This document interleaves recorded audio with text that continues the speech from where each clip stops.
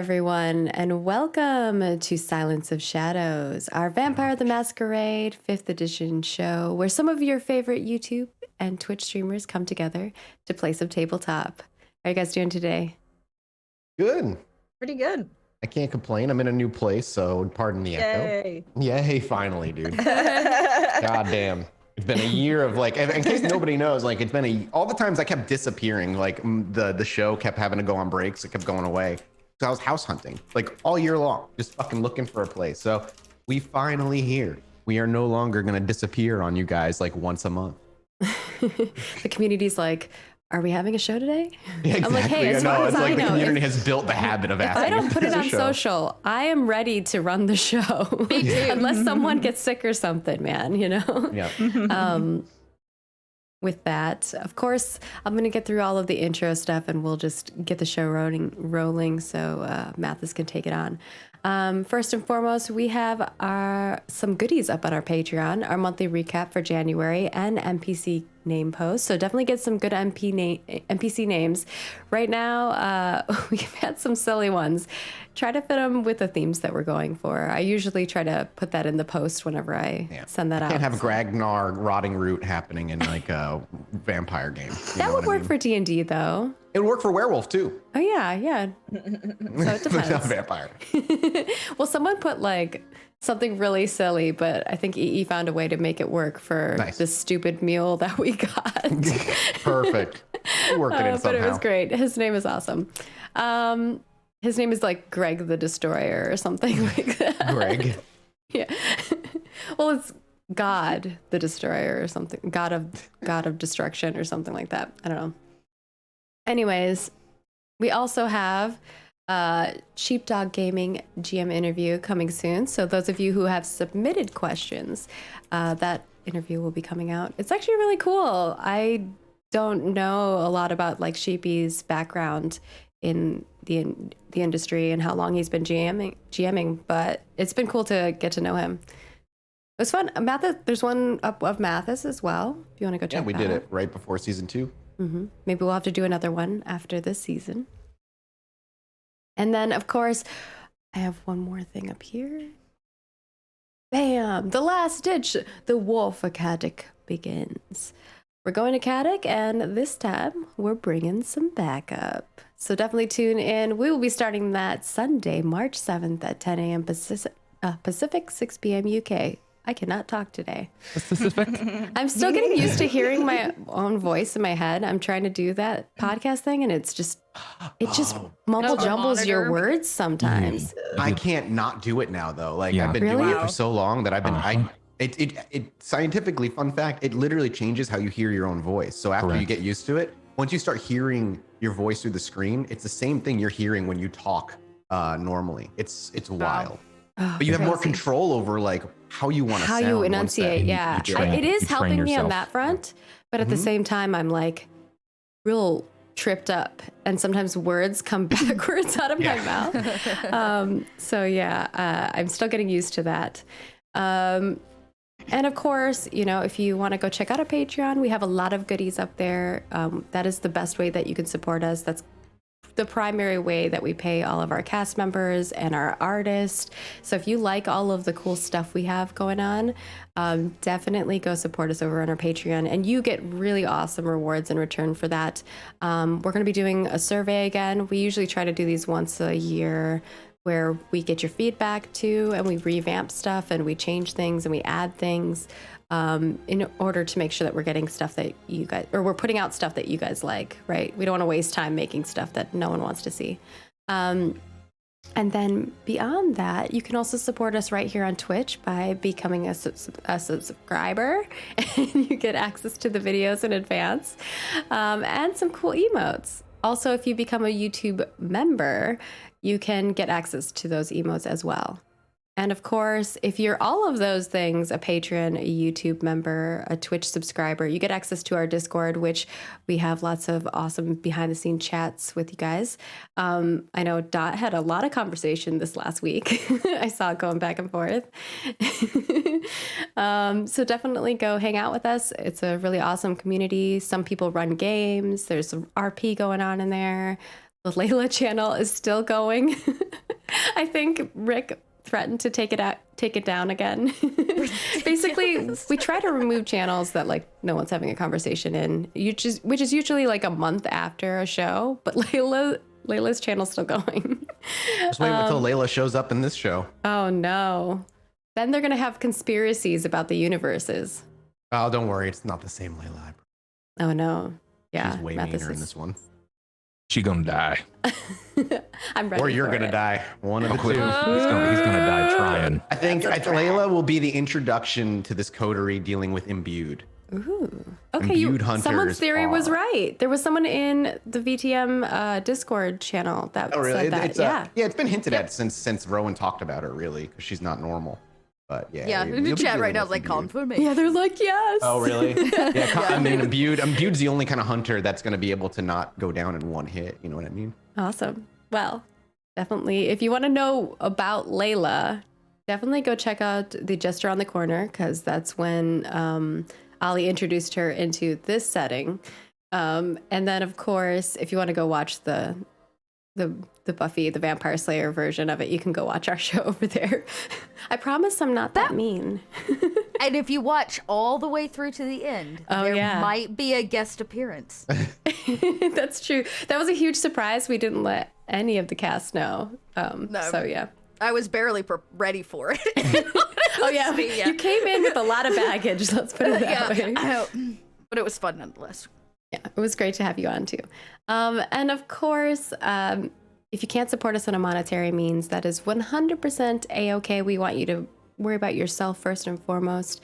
But there are a lot of free ways to support us. You know, following us here on Twitch, being here, watching, talking in chat, and then of course, you know, leaving comments on YouTube, liking the video, sharing, retweeting, favoriting, sharing on social, pretty much anywhere where you see Roll For It or you don't see us sharing our stuff. That is super handy. And I think that's all I got for all of the announcements. So I'm going to toss it over to our lovely storyteller. Oh God, I'm double checking a rule real quick. Oh, okay. I can talk longer. Yeah, give me like 30 seconds. I'm just looking for one thing. We're really excited about our new show. I kind of didn't talk too much about it. We will be announcing, obviously we've announced that Sheepy will be GMing again. This is not the right size. What happened here? Doing it live. And we will be announcing the casts soon and some more information about that. So we are excited, as well as, you know, we usually make a trailer. We might have something in the works. And yeah, well, we have a lot of secrets. A lot of secrets. You'll find out in Sheepy's interview too. All right, take it away, Matt. Thank you, Maggie. Okay, everybody, hello, we're back. Hope if you didn't watch last few episodes, I highly suggest making sure you go kind of catch up. Some important turn of events as this season continues to barrel forward. For today, however, when the camera begins to fade in from black, we're greeted with the sounds of roaring metallic monstrosities, that of trash compactors rolling large vehicles, and the crunching of metals. Billowing smoke fills the sky surrounding Ava as she wanders these trash yards, filled with forgotten cars and all kinds of forgotten appliances, of varying degrees of decay and uselessness surrounding her. The smoke billowing around her blocks out the sky, a harsh reminder that even in your visions, you can see no stars. But here, it's simply smoke, preventing you from seeing such things. And as you wander, with a pocket and a handful of useful leaves taken from Ollie, you're eventually greeted with the sounds of jangling cans in the distance. Familiar sound, as around the corner, a man with no shirt, a buzzed hair, long scraggly beard, and tin cans hanging from both of his wrists, as he kind of jaunts forward with a silly jog, makes his way around a corner and towards you, waving both hands eagerly as he makes his way over. What does Ava do when she sees this? Ava kind of has a look on her face like, oh God. Like she's not thrilled to be here and having this conversation, but she kind of like awkwardly waves at him, waves him over. As he continues to jaunt his way down, closing that 30 or so feet down to about 10, He stops there and he goes, looking you kind of wildly, closing, kind of half closing one eye, another one much more wide open, giving you another memory of Zach's sire when you saw him, a familiar facial expression. And as he looks you up and down, he kind of just blurts out from his mouth. She thought she smelled a rose. That's me. And a familiar one. She said you smelled a little rotted. Oh, well, that's great, I guess. She's very astute, I see. What do you want? I'm here to see her, actually. I have a gift. I heard she really liked the last gift that one of my friends brought to her, so I am here to bring more. A simple gift and nothing in return. Of course, there is something in return. I really could use her help, and yeah, I need help. And this gift is what? Ava goes in her purse and gently pulls out a few of the leaves and just like shows them to him. As you pull them from the pocket, you can hear the crimpling and crunching of them as they slide out. And as they make their way out of your pocket into the night air, he actually recoils very dramatically, bringing both his hands up like a Nosferatu would in the 1950s or 40s movie. He even kind of curls his top lip up and he scampers around the corner. Okay, then. And I'll like put them back in, close. As you kind of look down and shove the leaves back in, you look back up, you actually see around the corner in which he ran, flickering into the sky, an orange dim light. You can even hear what sounds to be crackling fire. Ava, again, kind of just looking around, looking at her surroundings, she'll head in that direction toward the fire. A few long strides forward, about 30 or so feet from where he came wheeling around. And as you turn the corner, passing what seems to be just a stack of different cars and washer machines and other bits and bobs of metal and forgotten parts, and you turn to what looks some sort of alcove carved out of this metallic stuff. The fire, as soon as you turn the corner, the crackling stops. The fire is not there. But what fire might have been smolders in front of you. Through the thin smoke that wisps up from that once fire, with her long hair covering her body, her staring at you kind of awkwardly through the wisps of smoke, looking around them as they fall up above her face. You see a familiar Malkavian, the Witch of the Yards. Oh, sorry. I was a little startled by that. Takes me some getting used to, I guess. Good to see you, as always. As Ava awkwardly kind of attempts to speak with her, and even seeming uncomfortable, she continues to kind of move through the smoke, trying to catch eyes with you so the smoke doesn't obscure her vision, but she does not reply. I know you must be a very busy woman. I've brought something for you, and in return, I was wondering if you could help me. Can I get a charisma persuasion check? Yeah. A reminder that if you do rouse the blood to add D10, it is 2D10, not 1D10, because of the errata. And you know what? I think I'm gonna do that. Okay. What's your hunger as it is? I'm at hunger 2. Okay.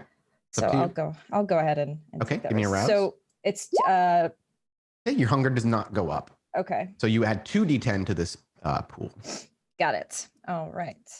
So that was charisma, persuasion. One moment while I find this. Here we are. Charisma, persuasion. 2. Okay, let's see. 4 successes. And let me just sleep. Quick. Would you like to roll how many? 4 or 5? You could roll 3, but I mean 4 is a pretty high number of successes. So I think I'll keep it at the 4. And the words you say are, I apologize. Can you just give me a quick rundown of what it is you said to her again? I said I know she's very busy, but I have a gift for her, and if she could help me in return. A point is made, and I need to be paying more attention to this. Your Toreador Bane would be triggered here. That's fair. Absolutely. My apologies, but the Toreador Bane's one of those ones that I kind of let slip because it's so easy to forget about. Yeah. I would like a reroll. I apologize, but I'm going to actually slide the Bane in there on top of it. So when you reroll, your Toreador Bane is you take a penalty of your blood potency or based on presence? Let me double check. Yeah, we'll double check. 'Cause I know my books will be here on Tuesday. I don't have them yet. I think I have it written down somewhere. It's Bane severity. So your Bane severity should be 1, right? Yes. Okay, so it's going to be a -1. So instead, you're going to be rolling with 1 less dice. All right, so let's do charisma, persuasion. What's your BP? Sorry, what's your BP? It's blood potency 2. Let me check to make sure your Bane severity isn't up with your BP because I have that sheet up at least. Potency 2. Let's see, Bane severity 1. Yeah, it stays at Bane severity 1 at BP 2. So you're just going to be rolling with 1 less dice on this because you roused the blood. So you technically gave yourself a +1 instead of a +2. All right, let's re-roll. Thanks everybody for the clarification. And that's a 3. That's a 3. And you could re-roll if you'd like to re-roll 3 of those. Yeah, you know what? Let's willpower re-roll 3. So 1 additional success. Brings you to 4, right back to where you were. A little bit more effort and a little bit more willpower involved. As it's hard to concentrate to speak with her. Not because, there's any magics afoot that make it, difficult to speak with her, but the place is uncomfortable. You're not surrounded by anything that's familiar. Usually when you're here, Dakota and Ollie are doing most of the talking and they seem to be better at this kind of thing. You belong in the clubs, surrounded by those who would fall to your every whim, surrounded by mortals who could do anything for you if you just simply said the word. But here, it's a smoldering fire, the smell of burning rubber and a metallic crunching happening off in the distance, and the occasional brawl, perhaps, or just ally. You're not entirely sure if they're aware of who she is and what she is, or if they're simply bending to her will via discipline. But it doesn't matter because you're able to concentrate enough, you catch her eye enough, and just as she's looking at you, it's not like you're losing your thought or your words here. And with enough conversation and enough words, and after you kind of get your message across, she stands up straight, brushing across just the right side of her hair, and she slinks around the column of smoke billowing out from the smoldering remains of what was once a fire. And she stands about 3 or 4 feet from you. And she looks you up and down, but continues to not say a word. She licks her teeth openly. Ava getting increasingly more uncomfortable. Kind of slinking a little bit to the side as she does this. And as you slink over to the side, and there's a silence that kind of between you as you kind of maybe even wait for her something to say, she says, well, what is it you need? I know your powers a little bit, and I want to know if you have the ability to wipe a mind, to have them forget things from several nights past. She again continues to lick her teeth, and you actually watch as her fangs come down from her gums, and she starts like cleaning off the tip of one of her fangs with the tip of her tongue, kind of flicking at it a few times. Not entirely sure if she's even paying attention to you. And after you kind of ask for that request and she continues playing with her teeth a bit, she steps forward and actually closes the distance very quickly. There's 2 large steps, and now suddenly she's maybe 6 inches from you. As she stands there, inches from your face, you stand about 3 or 4 inches taller than her, much clearer as she gets closer. She looks, as she gets close, she just looks up at you like a child. And simply says, and what did you bring me as? Yeah. Presents. And she just lifts both of her hands cupped. Yes, of course. 1 sec. And Ava, again, not in her element, a little fumbly as she, again, reaches into her purse and pulls out the leaves that Ollie gave her the night before and hands them to the witch. As you reach forward to hand them, her demeanor changes. That playful, nonchalant expression and demeanor about her fades and becomes more serious. She still slouches a little bit, though her fangs are tracked. She stops licking her teeth, but her teeth continue to be bared, like her lip got stuck up above it, like she forgot it was there. And as she stares down at the leaves and looks back at you with her lip kind of falling back down, covering her teeth again, she gingerly reaches forward, scoops and places she puts her palm underneath the leaves within yours so that your palms are kind of touching one another. And she gently cradles them back. She brings them close to her face and wits awareness.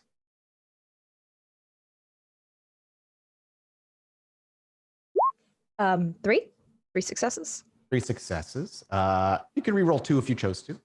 I'll hold the willpower. You cannot understand what she says. You know she said something. That's what you picked up with 3. But the words that she said, you're not entirely sure. After she says just a few brief words to whatever she pulled up, she says she pulled from your palm. She stands back and she turns from you. She walks over to the smoldering fire. She gets down on both of her knees with gently cupping these in her hand. And she brings and hovers the leaves just above the smoldering fire, maybe a foot above. She stands there for a minute, almost looks around her arms like she's expecting or looking to make sure that the area beneath her hands are clear. And with she actually takes a deep breath, maybe instinctively or reactively from her mortal days.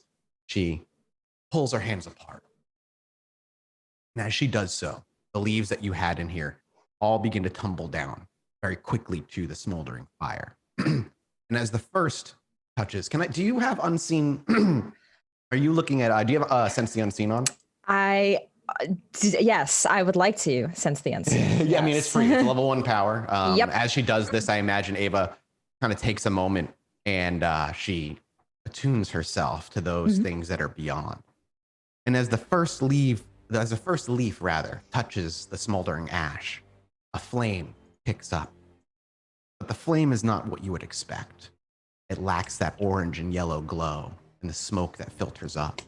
Instead of orange and yellow, it is black and white. A pure, deep black is the majority of the flame, and towards its center is where you see the white, where the flame would originate. But more importantly, you also hear what sounds to be whispered, echoed screams as the leaf touches the fire, almost as though that you can hear a scream 1,000 miles away, deep beneath some sort of water, that muffled, oh.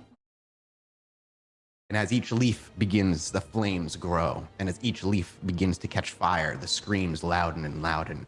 And as the last leaf touches and the fire roars to life, all the screams echo in a singular kind of cacophonous noise. And the fire lasts for a few moments, brief moments, as it roars with true life. And she stands there, her eyes wide. Wits awareness from you, please. Yep. Wits awareness, or can I use like wits aspects for my sense the unseen? Well, the sense the unseen is actually allowing you to see the fire as it is. Oh, okay, gotcha. All right, I'll just wits awareness this. Yep. I'm gonna re-roll. Yeah, you can re-roll 3. Yeah. Make sure you mark another willpower. Yep. Down to 2 now. All right. Whoa. I got 2 10s. You critical. You got 5 successes. Good criddle. What you see briefly is as she stares at the fire, you see her eyes go completely pitch dark. As the fire roars, it's though her eyes grow as well. That dark covers the whites of her eyes, and as the flames immediately dissipate as that last leaf hits, so too do her eyes back into a normal pupil with a white iris. She blinks a couple times. She doesn't seem surprised, and she kind of looks nonchalant as it's done. She looks over to you. I can do that. Bring him here. Bring whoever it is here, and it can be attained. Thank you. I will bring them tonight, if that's okay. And tell Mr. Hopkins I have answers. Okay. Thanks to you. You've confirmed my suspicions tonight. Suspicions?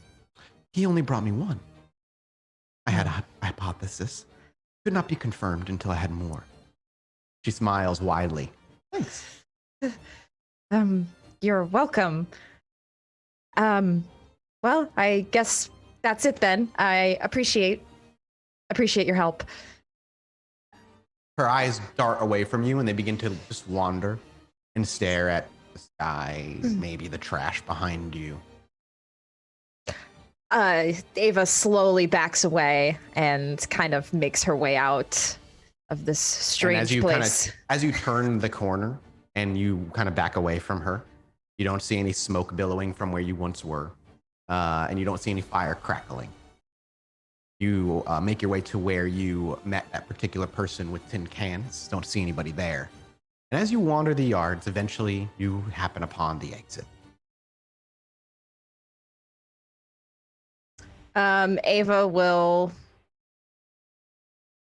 Ava's gonna head back to the theater first.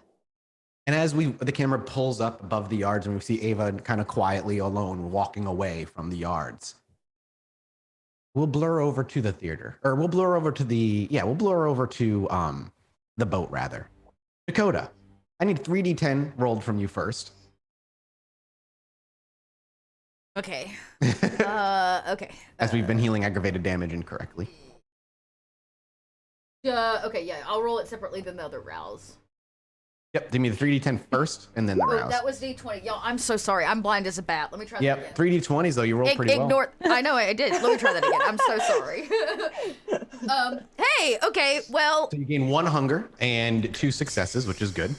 Now you're going to roll me your rouse check. And you heal that 1 aggravated. Right. Okay, so you gain 2 hunger as you wake up from this evening, putting you at... What were you at? 3? Were you at 1, I was rather? At 1. I was so you're at going to be 1. at 3? So I'll be at 3 now. Okay. And so as Dakota, you rouse this evening, you can hear the bones. As your eyes open, you actually you catch the moment as your body automatically kind of closes up that last wound that had been oozing the night before that you had Molly rip into you. Do you have any superficial damage left? That was it. Okay, so that you are, as the bones settle back into place, and after about 4 nights of just feeling in pain, you are finally standing up with ripped clothing, certainly, and stained clothing, certainly. But your body looks pristine. A reminder that Molly left. Mm-hmm. It pisses Dakota off again, and now she's hangry. Where would you go to feed? You have the rack nearby. You have your domain.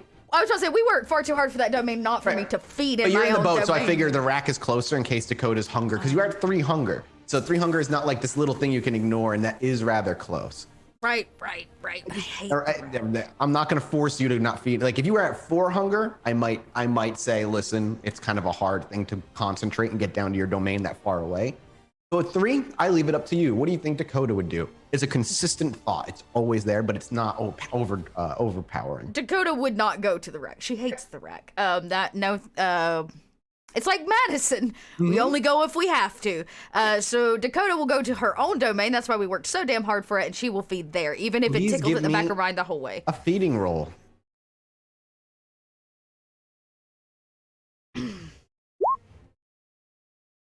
2. Not very good.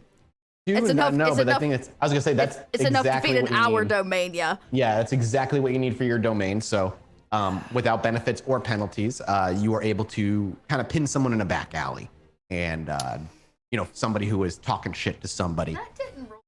Oh, it didn't roll right? That's 5 die. My strength brawl is way more than that. It should be 8. Well, no, you have 3 in hunger, 5 in normal. 3 of your hunger die are, so you rolled 8 total. 5, 6, 7, 8. 3 normal, 3 hunger. I mean, 5 normal. But my strength is 4. My brawl is 4. Right. You rolled strength brawl. You rolled 8 die in that pool. Plus my hunger, which is at a 3. Your hunger doesn't get added. It converts. Oh, it converts of the die down. Yeah, okay, got it. Okay. No. Otherwise, man, hunger would be very powerful. Yes. Okay. All right. So, God, that sucks. That was just a bad roll then for Dakota. This is a bad roll. It was just a bad roll. Okay. Mm-hmm. Okay, but you are able to feed, and bringing down 2 won't put somebody, on the brink of death. So take 2 hunger down, and I imagine Dakota would like to. She's got something to wait for Jackson. Yeah, Dakota's plan right now is wake up, eat some shithead in an alleyway, and then show up at the Painted Lady till McTavish shows up, and skateboard out front of her theater. That was the other thing too. Yeah. McTavish is. She said she was, well, yeah, go back every night. I said to show every night till he wanted to talk about it. What we're going to do then, before we get to that, is because I'd like everybody to get together and at least Ava to give the rundown as the Witch of the Yards. As Ava arrives, everybody's there. Dakota had just recently fed, and Ollie had probably just recently arrived after making sure the bar is running fine and everybody's good over in that area. I know we're all about to separate and do our own things, so let's come together. And as the door opens and you see Ava kind of strolling in, you can actually, Ollie and Dakota, you can actually smell the burning rubber off of her clothes. It truly kind of settled into her clothes. She was there for a while. There's just a pungent stank on Ava that she doesn't typically carry with her. Hey. Did you eat trash for dinner? Not exactly, but I did go to that trash yard. You went to see the witch? I did. Lovely place. I hate going there alone. I just, she's an interesting one. She appeared from flames and it was kind of creepy, but I gave her my gift and she said that she's willing to erase my father's mind. So that's good. When I gave her the leaves, she told me to thank you, Ollie, because apparently her suspicions, whatever those were made to be true after she had more than one leaf to experiment with. The leaves were screaming when she put them in the fire. So? Kind of like when something's drying up in flame? They were like whispered, echoed screams. Maybe like they were in pain and suffering. Strange. Yeah. So, whatever it is, the witch now understands it better. Okay. All right. I mean, I guess it's helpful. Did she seem happy about this? I think so. It's hard to get a read, but she seemed pleased, to say the least.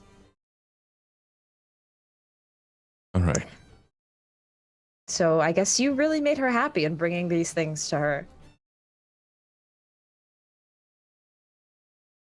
Well, chalk that up as a victory. Wasn't apparent. I was implying that she'd like to speak with him. Oh, okay. I think she wanted to speak with you as well because of this. All right. Whatever she discovered, maybe she wants to share it with you. Well, I've got nothing to lose. So. Well, if you'd like to join me, I'm going to take my father there now. I think for him,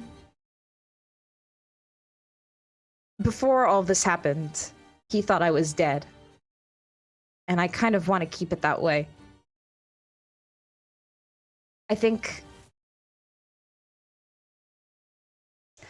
I need to be gone once his mind is wiped so that he doesn't see me. And I need somebody to take him back. Take him where? Back home. You mean a Back to our own place house. it's already been compromised? Yeah, this really hurts me to say, Ollie. I think he needs to be placed somewhere. After his mind is wiped, I need somebody to take him to... Was he like getting old? No, his alcohol problem.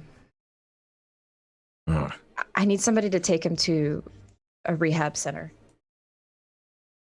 Yeah, I got you. And at least there, he'll be somewhat safe, and he'll forget about me.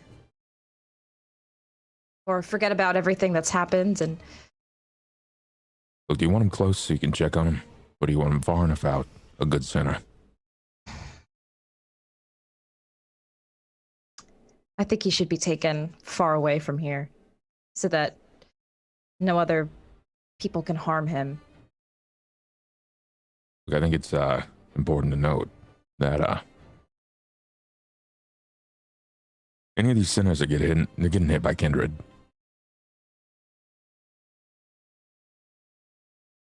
When we found your mom,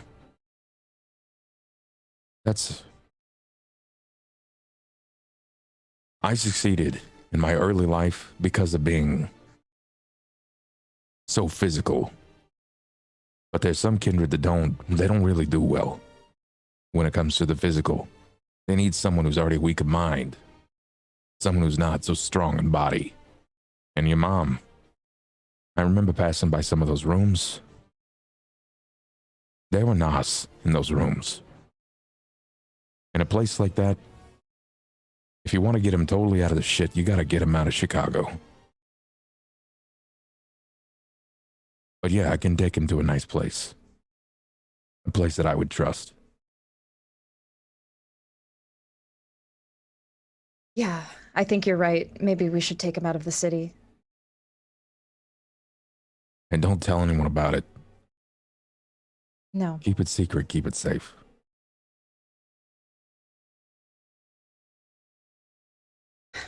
Thanks, Ollie. When this all happens, I can't see him.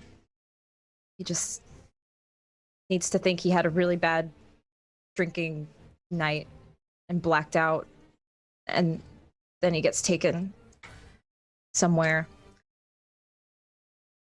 That's what I had in my mind for the story. Well,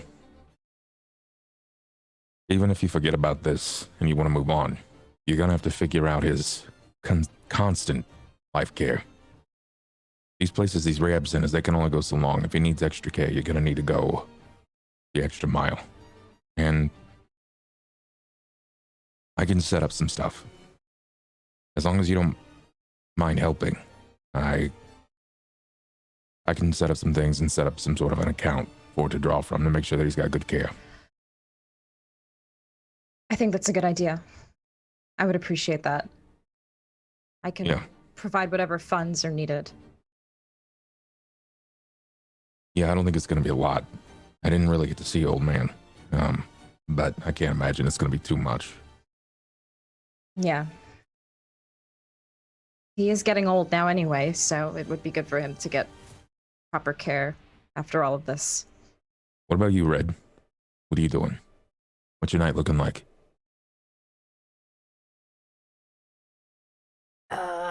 Well, I should probably get a new shirt since, this one's got holes all in it. And she gestures down to the rips that Molly put into it 3 or 4 nights ago. Seems to happen to you a lot. You keep getting your shirts ripped. You know of a great store, Occupational hazard. Ava, you know of a great store that sells really fashionable pre-ripped clothing. I mean, this is a trend, Dakota. You are keeping up with. To own a non-holy shirt. I don't. It seems that my life consists of waiting until I'm called upon. So I'm gonna skateboard out front and piss all unless y'all need something. No, I don't think I need anything, but yeah, it just sounds like it's gonna be a busy night. I mean, I'm still waiting on McTavish. Yeah. So from here, it seems as though Dakota's probably going to split off from the two. Ava and Ollie are going to head back to the bar to grab your father, deal with Artie and all that nonsense, and head to the Witch of the Yards, and then we'll deal with how you handle your father when we get there. You know what? Before Ollie goes, as they go to exit, Dakota will grab Ollie's arm, and she's like, "Hey, I had a thought." Would you let Ava walk out the front door? No, I mean Ava can I didn't know say if it was here. just Ollie. You're No. looking to talk with? Okay. I just stop him specifically. I had a thought. You know that book that I from the library, the one that you have. Yeah. I thought maybe Grant would benefit from what's in it.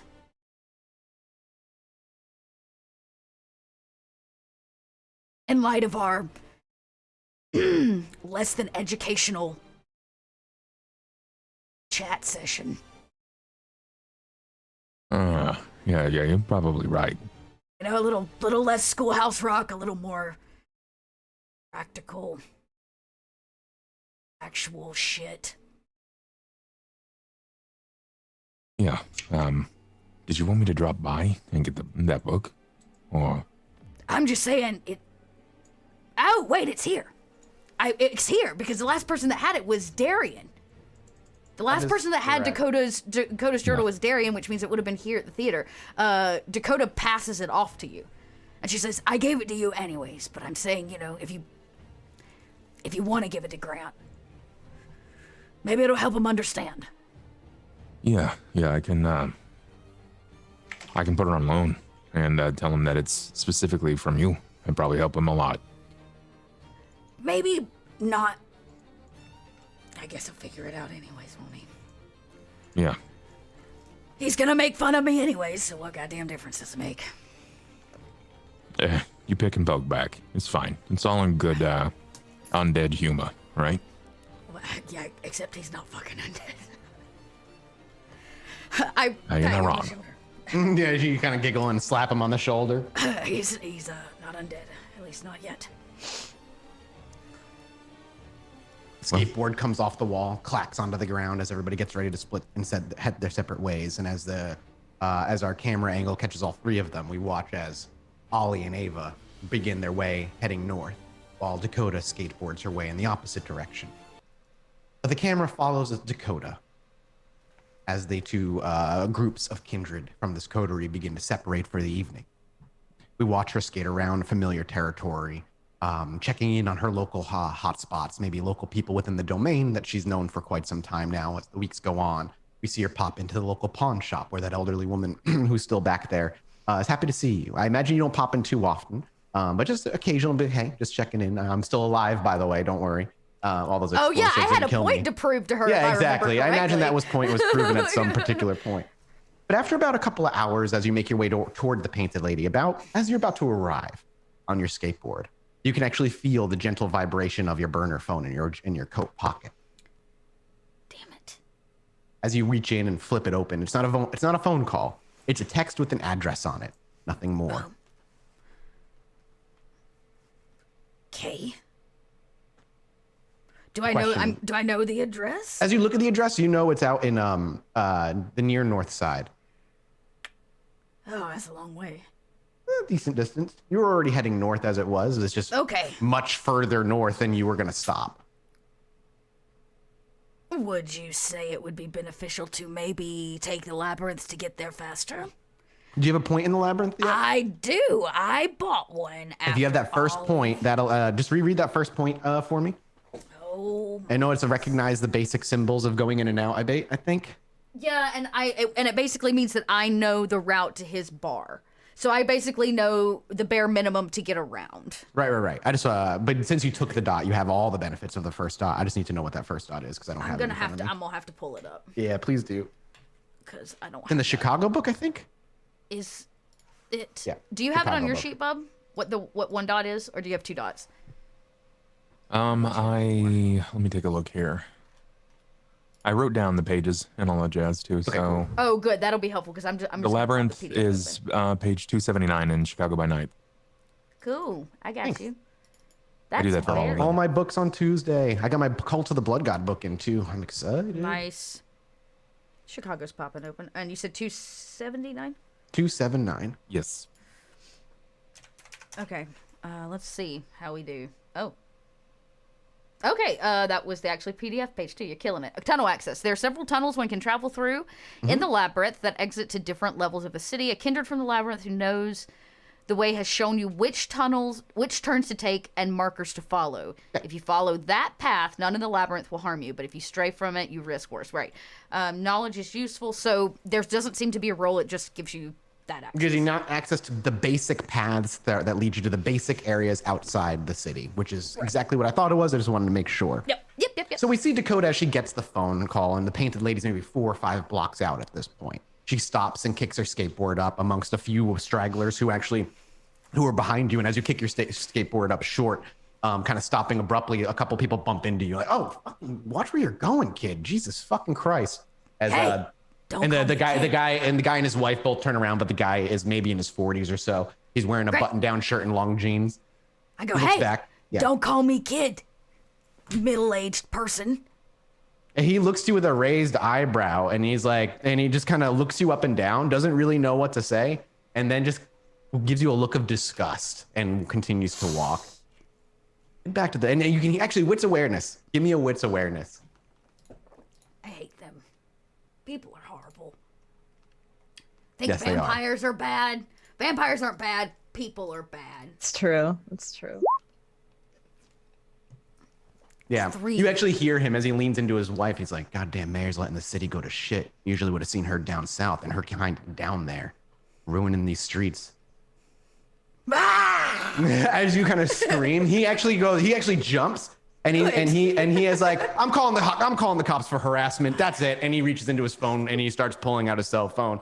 And he starts dialing the cops. At the moment they're distracted, I ping down an alleyway. And exactly. You grab your skateboard, you head out, and as you maybe a few seconds of going down the alleyway, you hear him like, "Hey, where'd that little bitch go? Let's teach her a lesson. Her parents didn't want to do a good job. I'll do it for her." And like you hear just like arguing happening until you just are far enough away where you don't hear them any longer.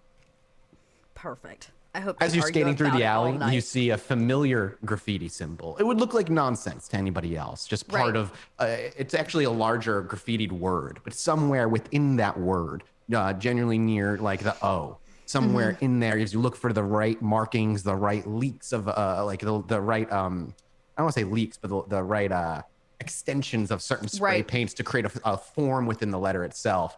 You realize here is a place that you could slip into the basics of the labyrinth, just the stuff that Ollie told you about. As you see these symbols, he's like, I hear his voice. These right here, no matter what, if you see these right here, this is safe. It plays through Dakota's mind, and she, slings the skateboard onto her shoulder. And I guess there's got to be a sewer entrance nearby, so I'll look for it. No sewer entrance, but as you begin to scramble around and you kind of like start moving things, there's a dumpster that you realize is actually chained to the wall. With enough of a tug, though. Any human couldn't be able to do it, but with you, a very simple tug, and you can actually pull the chain loose and snap whatever it is. And as you pull away the dumpster, you see a few piles of loose brick slapped into the wall, and as you kind of pull them away, there's a nice little maybe foot high and long entrance that you can kind of slide on your back under and slip in, and you can reach out and actually grab the dumpster and slide it behind you. Yep. And as you do so, you actually can hear what sounds like a rat scurrying somewhere nearby. And within the where you pulled the chain, you can actually hear the chain being pulled back into the pipe in which it was locked. And you hear what sounds like a rat scurrying back, pulling the chain in, answering the question as to how exactly these things stay locked. At least this one. Niche, I say under my breath. Just that's all I need. Certainly. It's just all right. Is this like a? As you slide in and you slide it shut, and as the dumpster kind of slides up, it goes pitch black in here. Now you have the ability to create feral eyes, which give you dark vision. Do they? I can see in the dark. Correct. Is that a rouse check? I don't believe so because it's a first level power. I believe that's correct. They just turn animalistic looking. Like that's the downside. Correct. Yeah, exactly, chat. I got chat up today. It's so nice. Potence rat bodyguards. That's all they need. You just need a potence on a rat, and they can just pull chains, no problem. Yeah, correct. That's what it basically allows me to see when other people can extended distances. Yep. So as you slide in, and you can actually feel there's a little lip where your feet are actually hanging over as you fully slide into that small space. You kind of sidle over to it and it drop down. You drop for maybe 20 or 30 feet. Any mortal would break their legs on this drop. But as you drop and land, you kind of just land with a heavy thud. And as you blink and open your eyes, we can see as Dakota's eyes very quickly kind of wash over they become more cat-like. Correct? Is the way they look for you? They red. Red. They're supposed to glow. Well, that's what the book says. They glow red, but they also are animalistic, and they look for you. Did you want them to look like a cat eyes? Yes. So we see as she opens her eyes, we see the red glow kind of crawl across the whites of her eyes, but her pupil elongates but grows narrower inside. And as they begin to dilate more like a cat inside these darker halls, you yourself can see much, much better. There are countless symbols scribbled everywhere on these walls. You recognize none of them except for one. And that one is we watch as Dakota walks over and kind of just puts her thumb up against it to make sure, like, is this what I need to? Because again, it's in a mess of other symbols that are leading to other holes, other hallways. There are climbing like dirt ladders that lead into other areas. There's a vast variety of different ways. And even more so as you're down here and you kind of take in the silence and you look at all of the graffiti, you can hear sounds out there. Screams, conversation, animal noises. There's things down here. And this is the sounds that always greet your ears. But as a reminder, as it's been a while, when she slips down here, you can hear the chaos of the labyrinth and all of its different levels and floors and how deep it goes. But Dakota sticks to a symbol. We watch as she slides through small openings here. Stays. Yep, I imagine exactly what happens as the hood flips over. We can see a dull glowing red underneath the hood. And she stays close to the wall and to the symbols. We see her pushing herself between narrow slots in the walls where she can barely fit, where she dives down holes and climbs up some of these dirt ladders and walks in endless hallways that take countless turns. A few times you've taken more left turns than should be possible where you don't walk in a circle, but yet none of them are any different. And after a little while, and eventually you make your way to where you should be, or believe you should be, and you find the last symbol that leads out. You climb another ladder and slide up a manhole and push it off to the side.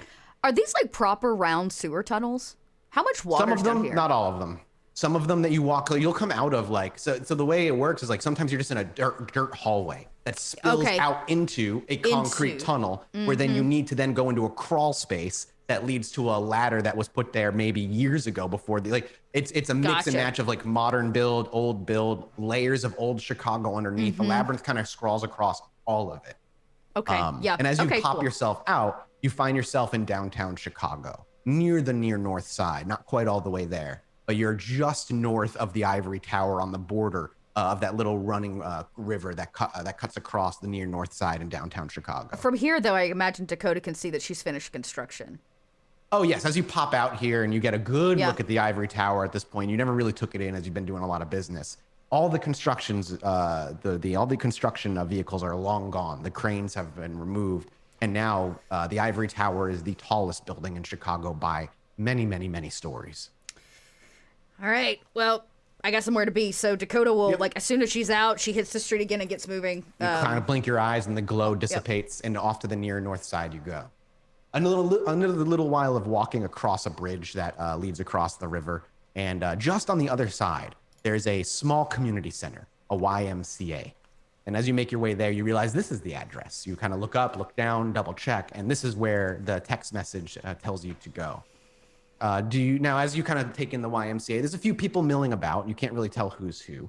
And you could walk, it looks like there's lights on in the inside. You could easily walk in. We're looking at like an 11 p.m. moment right now. It's not super, super late. What would Dakota kind of just approach? What would she wait on the outside for somebody she recognized? So a YMCA is a public building. Yep. It's usually open at odd hours.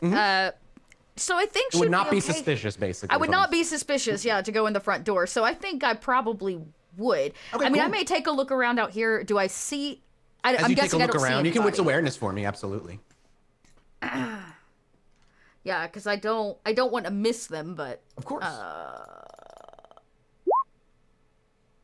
Not my best roll, just a 1. And I mean, your wits awareness, and you were looking for what exactly again? I apologize. I'm just looking to see if I see Jackson, a car. Are they trying to meet me in the parking lot, or should I go in? You don't see anything recognizable. It's still early enough where there's plenty of mortals kind of milling about, so catching anyone in particular, a little bit more effort. But Dakota walks forward. I mean, Dakota, as dressed as she is, she does not stick out in a YMCA, and she doesn't stick out most places in Chicago beyond the more uppity. That's true. Yeah, but Dakota blends in. The problem is she's just dealing with Ventru and whatnot, and usually that ends up with you in nicer areas of the city. Exactly. But here, as you walk by the crew, as you walk by these mortals, All of them are actually, for the most part, ignoring you, or some of them give you pleasant smiles and nods. One of them even says, I just head on inside. As you're like looking to walk past one of them, he steps out. He's like, oh, sorry, yeah, just head on inside. All of them just kind of giving you your space. How does that feel for Dakota, out of curiosity? Genuinely being treated like a human for a moment. Well, one, she's immediately suspicious, duh. Because it's like, who owns these mortals? Why are they being nice to me? This is all weird. I'm here on business. And she probably looks at them and thinks all of these things readily on her face before she pushes the door open and walks into this YMCA. As you walk in, you've got that kind of little foyer area where there's a desk where with windows and somebody would be sitting behind, but there's nobody there right now. You have a candy vending machine and a couple of soda ones. You have somebody over at the one with the sports drinks actually bending over and pulling out a yellow one. He's twisting it off. He looks like he's sweating really profusely. And as he makes his way back where you kind of follow him into the main gym area, there's a small game of pickup basketball happening that he takes a couple more deep swigs and jogs back in. It's a 3-on-3.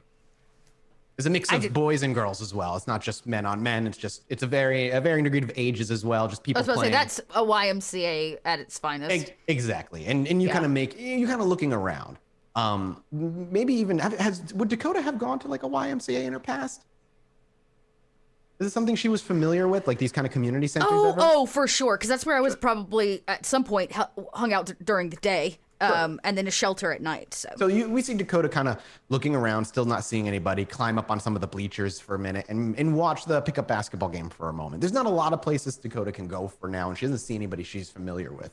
Keeping an eye on it for a few minutes, seeing if anybody shows up, and about 10 or 15 minutes in, the double doors where you walked through actually swing open, and in walks Damien. He's actually wearing jean shorts and a baby chorus t-shirt, a new one, a much newer one. He's usually wearing older ones. He's got a basketball in his hand, and he actually heads out into the court, the other hoop that's not being used, and he just starts casually shooting some hoops. He didn't seem to notice you.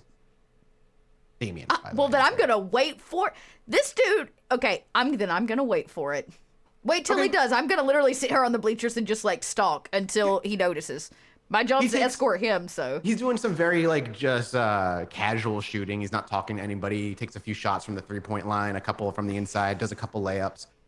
Maybe 10 minutes pass before he scoops up the ball and puts it under his arm, and he just starts looking around. And as he looks around, he actually sees Dakota goes, I could do that. Yeah, as you say that, as he's looking over to you, he gives a nod of recognition, doesn't smile, walks over to the bleachers, and gives you a casual pass up as he starts walking up the stairs. Dex Athletics. Dakota has never touched a basketball in her life. Come on, Dakota. Oh no. Wait, you didn't roll yet. Okay. Here it comes. A 5. I mean, you just go and you just catch it simply with one hand. Pop, you just have it. He finishes up making his way up there, and he walks over, but he doesn't sit down. He's like, sorry, I didn't see you there. You ready to go? I stand. I go, I guess. And I imagine I put the ball down and maybe one of my nails or something just like too hard, too tight, just like. And you hear the air. And he looks down at it. He gives a very subtle shake of his head, but doesn't seem too bothered by it. Yeah. And he's like, it's fine. I can get another one. Let's go. Okay. Where are we going? Oh, right. Yes, I have to be presented before Bella. Big job interview. Yeah. Something like that. And you kind of, you don't know if it's, if he's amused by you saying that, or if he's just nonchalantly waving you off. It's hard to tell. Damien has always been, or every time you've interacted with him, rather, he's always been a man of pretty few words. Can I try to read him? You want to wits insight him? Yes, I do. Sure. About the ball specifically? No, about his feelings the interview. On this. Oh, damn. I have no empathy. Let me say something real quick. Okay, cool. Yeah, he's like, all right, cool. Cool.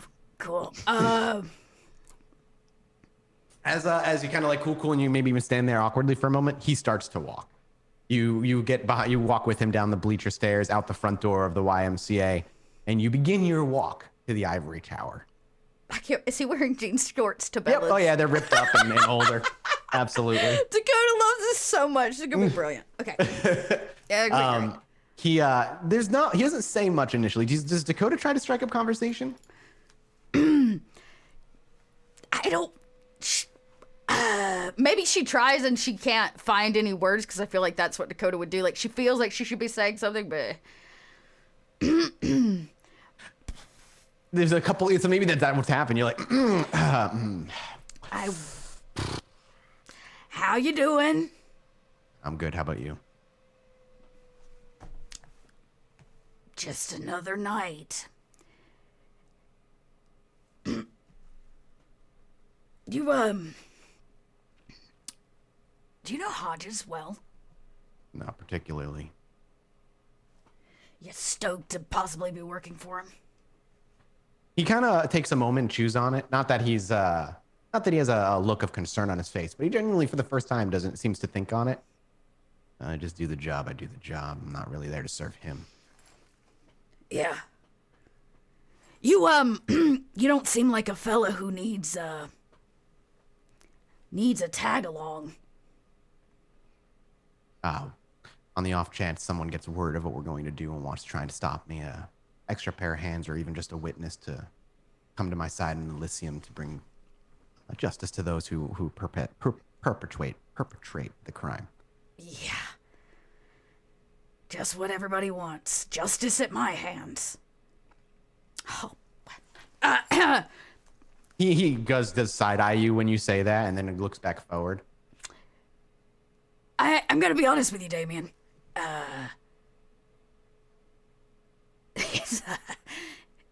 It's rather poetic that I'm escorting you for this particular job interview.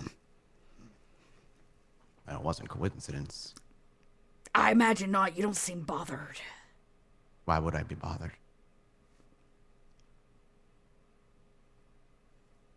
I'm less than favorable with both Her Majesty and the sheriff. He kind of gives he kind of downturns his lips a little bit, kind of tilts his head to the side. You're concerning yourself with something that isn't even part of the plan right now. Why are we worrying about what Bella thinks and what the sheriff thinks? I'm there to serve the Camarilla. And I am Princess supposed to go. be there to assure it all goes smooth. It's Jackson's understanding that you have been mistreated by the prince in the past. He has a keen eye. He stays silent for a moment in case you continue. But if Dakota very clearly kind of leaves it at that.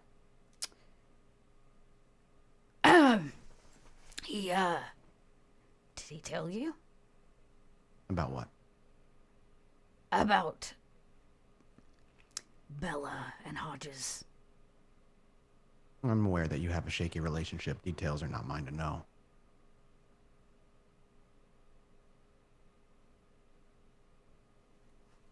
If you wish to share them, it's your prerogative. Most of the time I can't find normal words, much less the sharing kind. So what are you concerned of on my end, then? That me and Bella won't get along and me and the sheriff won't get along? No. That my presence will actually keep you from getting what you want. It's at that point he seems to understand now what exactly Dakota's so concerned about. Dancing around it and giving him pieces until eventually it all clicks. And then as that kind of clicks, his eyebrows raise a bit and his face relaxes a bit. I see. Concerned of petty politics. Well, yes, well. Bella owes, rather, Mr. Jackson. Bring a bit more stability to a chaotic time. Shouldn't matter who's there to escort me. Let's hope you're right. I imagine this will be an enlightening experience for the both of us. He nods. First thing you have to understand about Mr. Jackson. He doesn't make moves unless he knows he's right. Remember, there's a reason I'm working for him. He nods, and there's a reason he's sending you, knowing full well your history. Yeah, politics, I have a feeling those petty politics are in full swing this evening. He actually gives you a small grin. When dealing with a Toreador, treat them like a Toreador. Well, then let's hope I'm everything she could want and more. He doesn't respond at that and continues striding. And as you say, I make like a giant after you. I'm escorting him, yeah, so I as you make like a giant some after you and you yeah. round the corner, you enter the street where the ivory tower looms over the both of you. You're about 2 blocks out and you finish the walk before he pushes the double doors open, holding it open for you to walk after him. Dakota, does that seem weird to you? Does that catch you off guard? Good. What? He's holding the door like a gentleman for you. Well, yes, I'm supposed to escort you, remember? I'm aware, but I'm a man of manners. We don't live in a world of manners. And I kind of pat him on the chest a little bit. And as you walk by him, he grabs you on the shoulder. That's where you're wrong, Dakota. This world is nothing but manners. And without them, you die. And then he walks past you. I didn't get this far for nothing. And he continues walking. He walks up to Katie, who greets him with an enormously warm smile. And he just doesn't say anything before Katie goes, Damien, Miss Bella is waiting for you. And he smiles and he looks back. I have an escort. She looks to you, Dakota, and she actually gives you a pleasant wave. Good to see you, Miss Rain. Katie, you seem full of sunshine this evening. She looks past you. Well, I don't see Miss Heloise here, so. No, I'm sorry. She's, That bitch. She's sharing her light somewhere else. She nods. Well, please, you know the way, both of you. And Damien. And he just, Damien just nods and makes his way over to the elevator where the both of you enter. The golden doors slide open, slide shut, and the journey from the 1st to the 50th floor begins. Stay silent, unless you, again, speak. But it's only a couple of minutes before you reach the top. The doors roll open, the double doors are already wide, and there on the other side stands Bella, waiting at the doorway with a glass of wine in her hand. And as the doors are open, she's Damien, there's a smile, and then as soon as she catches eyes with you, that smile doesn't disappear, but it softens. She takes a sip from the wine glass that she holds in her right hand and swirls it with awareness, please. Just Dakota, obviously. God. She's here, isn't she? Well, you're about to find out. If I roll well enough. Nah, I only got a 1. I could willpower that, couldn't You could willpower 3 of them. Worth it. I gotta remember now when you rouse you get... I got 1 more, so 2. 2.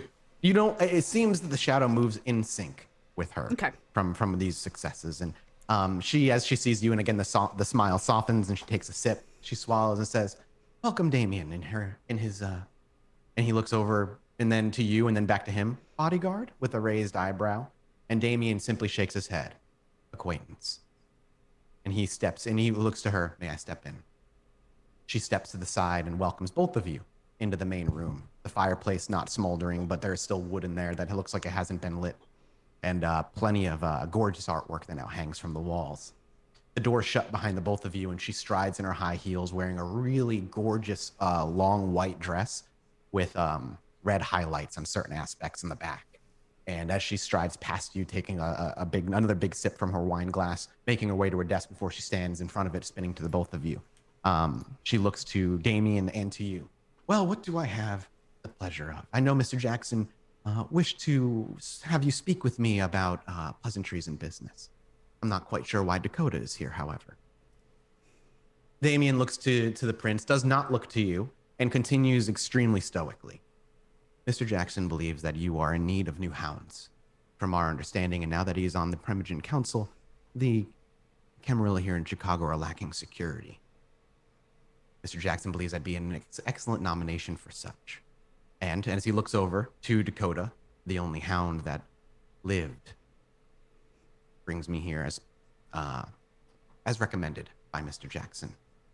Even though she no longer serves you, she is the only one that still walks the night streets out of all those that once did. Bella looks to the both of you for a moment. There's a genuine, awkward, tense silence that falls over. Can I get a wit's insight from you, please, Dakota. All these great roles, all these really great things Dakota's so good at. So good at this. So good with a 2. Hey, a 2 is a 2. Just a 2. You simply pick up on the tenseness of it all. However, Damien seems very relaxed out of the 2 of them. There was a moment, there's a few moments rather of that tense silence before she gently places the glass down. And as the bottom of the wine glass clicks and clinks with the wooden top of her desk, it's as though that is what cuts the silence and cuts the tension for a moment. She says, well, Mr. Jackson has always been one of excellent taste, and if he's chosen Miss Rain to be a representative to bring you here, then he reaffirms that his taste is exquisite. And she smiles warmly at you, Dakota, specifically. Damien, I would love to speak with you more tonight and the next few nights. After we've spoken and I speak with the Primogen Council, I don't see why we wouldn't be able to assign you as Houndshot Law so long as your resume, and she says that with a sarcastic smile, suits. You are right. Chicago is lacking recently. Things have been getting dangerous. It's time we reseal those security clamps around the city. Miss Rain, and she looks to you expecting a response. Yes.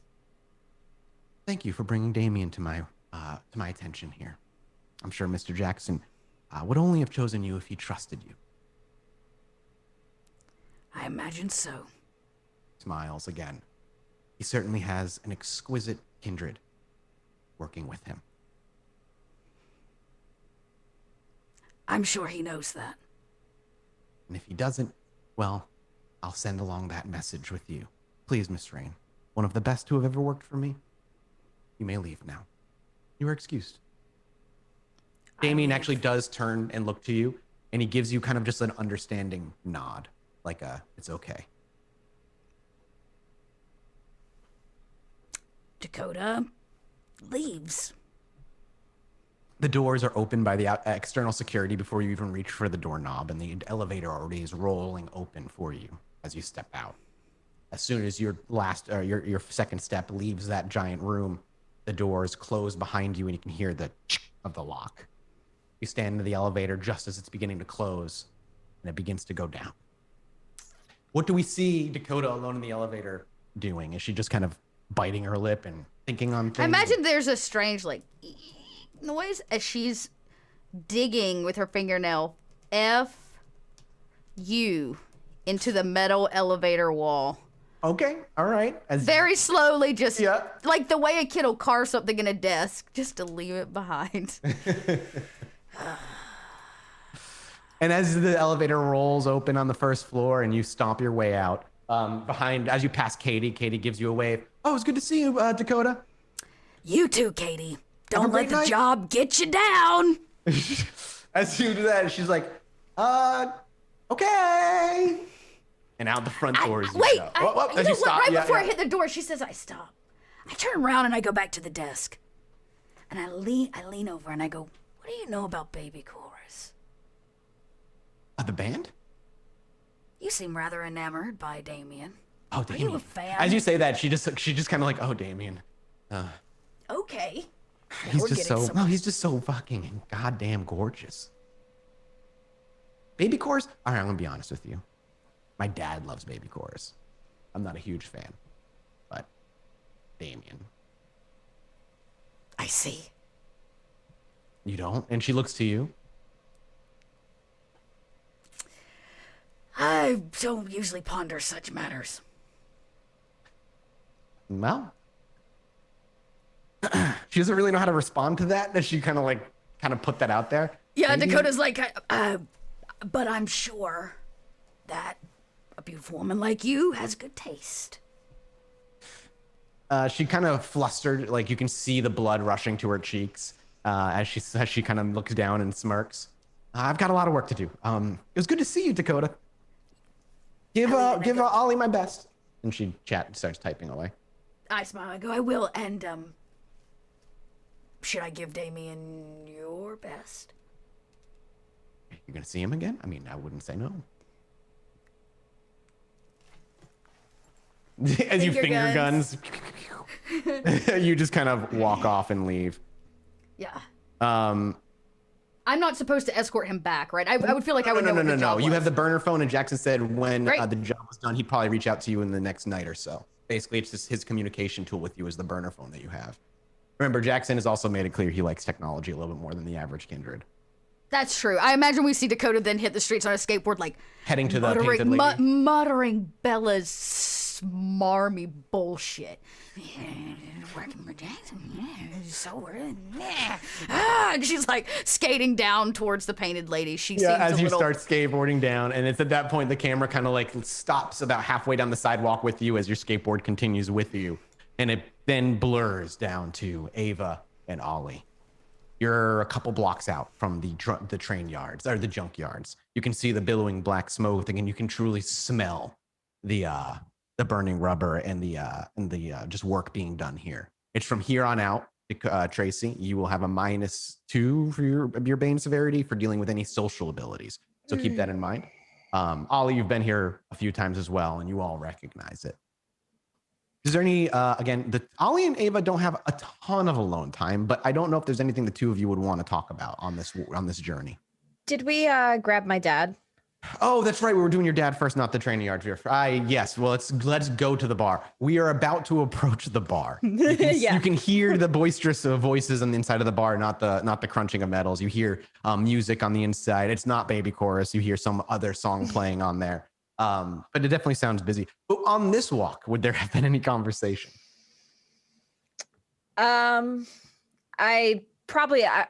Look, Ollie, so the plan, I'm going to try to convince my dad to go to this inconspicuous train yard.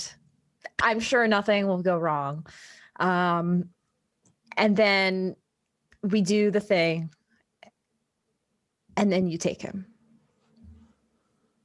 Well, I mean, easy done. I guess it doesn't have to be so weird. Yeah. I know it's topic sensitive, but I'm guessing the last day or so he's learned a lot in a very short amount of time. Yeah. And if she's going to remove it, just tell him there's someone that's going to help him. He's not going to remember it anyway. So I'd much rather him be complicit in what's about to happen, thinking that it's going to be a positive movement for him. That's true. I'm kind of dreading this, to be completely honest, but it has to be done. So I guess I'll just be honest with him to a degree and tell him we have to take him somewhere. I want to show him something. Well, he's going to wonder why I'm there. Why a 6'4" man thing is going to be hanging over your shoulder. And why he's got a plastic face. You just want to come along for protection or something. I don't know. All right. I'm just going to show him the sights of Chicago, and you're going to come along. That sounds good to me. All right.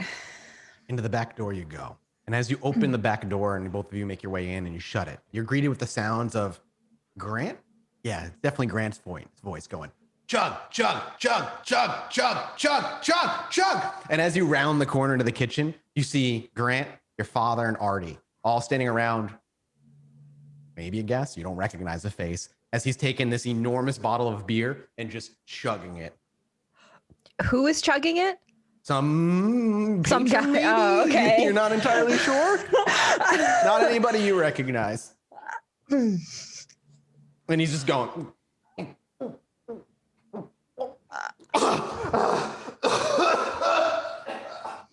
And there's Grant's like, yeah! Not noticing you guys behind them yet at all. Artie actually walks over. He's got his typical outfit on. He's kind of he lifts his head up, and the guy who just started coughing, he's kind of like got his head tilting, his eyes are rolling in the back, and he's like, "Oh, this man is gone. He's not doing so well. You know, back in the day, someone would have gotten arrested for this."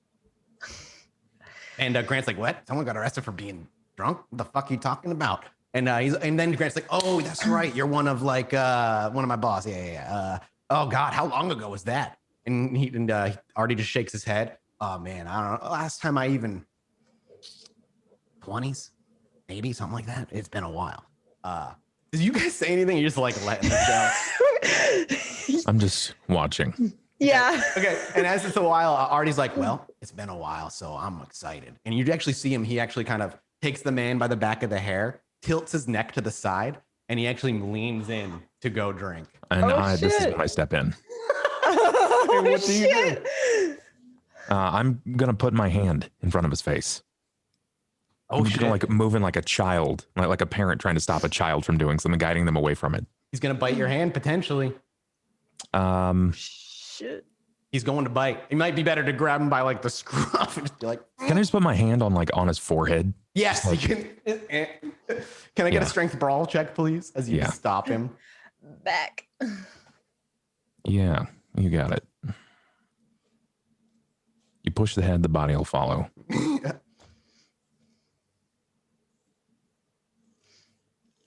Well, I rolled it. Yep, here we go.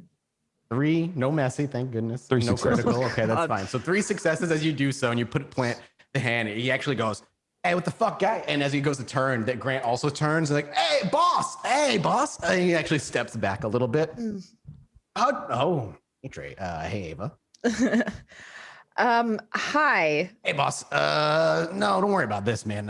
Hey, we'll just help him get up. And as he goes over to like nonchalantly put his arm under his arm and lift him up. And he's like, "When you get him back out there?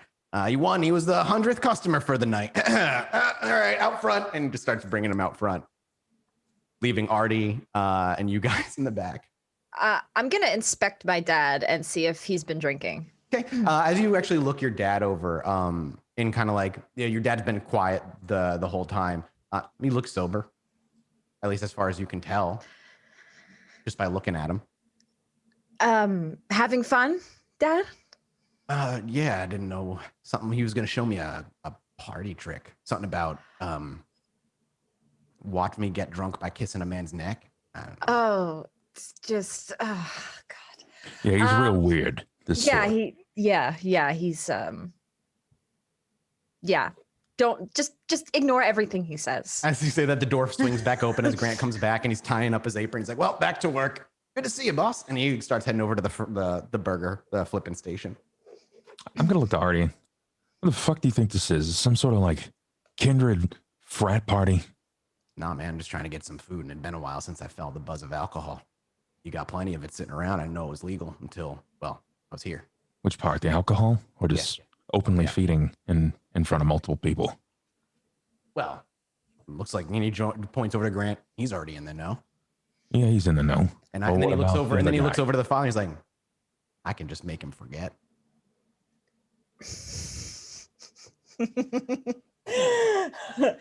Artie, you and I are gonna have a talk real soon.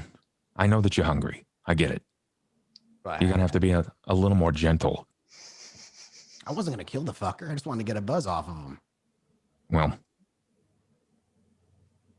can you pull him back by other means as opposed to making a big show about it? In the back, one of the back rooms. He looks over and kind of Grant turns around. He's like, and then Grant at this point looks over his shoulders. He's flipping a bird. He's like, it's actually my fault. I wanted to see it in action. Getting to be able to get drunk by doing that, what it is you do. That's kind of cool. Yeah, but it's not a fucking peep show. You get hard after watching people eat cheeseburgers? No, but I got hard watching porn. It's not porn. The way they moan when you do it. Yeah, there is some bizarre ecstasy, but it's not the same way. It's not.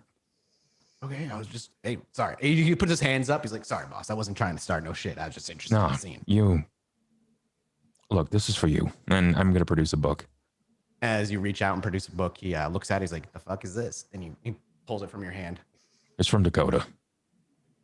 Okay, and he starts flipping through it. It's pretty important. It's all in Dakota's handwriting, all right? Yeah. And he's like, which I imagine gets better over time. Yeah, yeah, absolutely. And he's like, all right, does she want me to read this whole thing? And he like opens to a random page. Yeah, I'd like for you to do that too. Okay, is this like her diary? This was a first-hand account, a bit of a journal of some of the bullshit that we went through when we were coming up from nothing, being first turned. Oh, okay.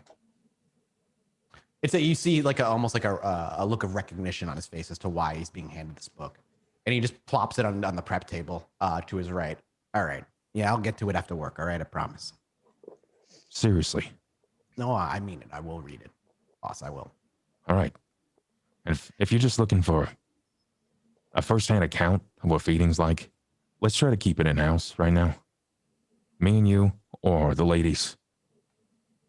This guy's got a lot of educating to go, all right? He may be a kindred, and look, Artie, no fucking offense, but it's been a long time since you've introduced yourself to the general public, and while you're adapting, it's a little sensitive at the moment. Your dad walks up to you at this point, Ava, and he actually leans in. I don't know what you guys are talking about, but is this the terms he's using? Is this guy like your boss? No, we work in the same group, basically. He's okay. Yeah. Is he in the know of what I've seen and stuff? Yes, he's in the know. Okay. And after he pulls up, he's like, hey, pleased to meet you. I'm Ava's dad. Pleasure's all mine. He reaches forward to shake your hand. I'll shake his. Okay. And he kind of just shakes his look, I don't need details. I know she's in deep, but I'm happy to help as best I can get her out of this mess, you know. I've got a little experience on the streets. My coming up. Ain't my first rodeo. I can help. Well, then with any luck, you'll do as you intend to, and you'll just follow along for the night. Yeah, we're probably he closes gonna have to his introduce lips. you to some people, but that's up to your daughter. Actually, Dad, maybe there is something you can help with tonight. Is it the problem you guys were talking about in the movie theater? Did you think about that? That one was taken care of. You didn't do it, right? No. Okay, that's all. And No. he actually gives a sigh of relief, okay, good. There's a meeting that myself and Ollie have to go to today, and maybe you could accompany us. Sure. Do I need to do anything? Am I what's my role here? Just be there. And he looks at you with big kind of pleading eyes, I just don't want to get you in trouble. You're not gonna get me in trouble. I feel better if I had you along. He nods. Artie, you said you can make people forget. Yeah, I try not to do it because I don't.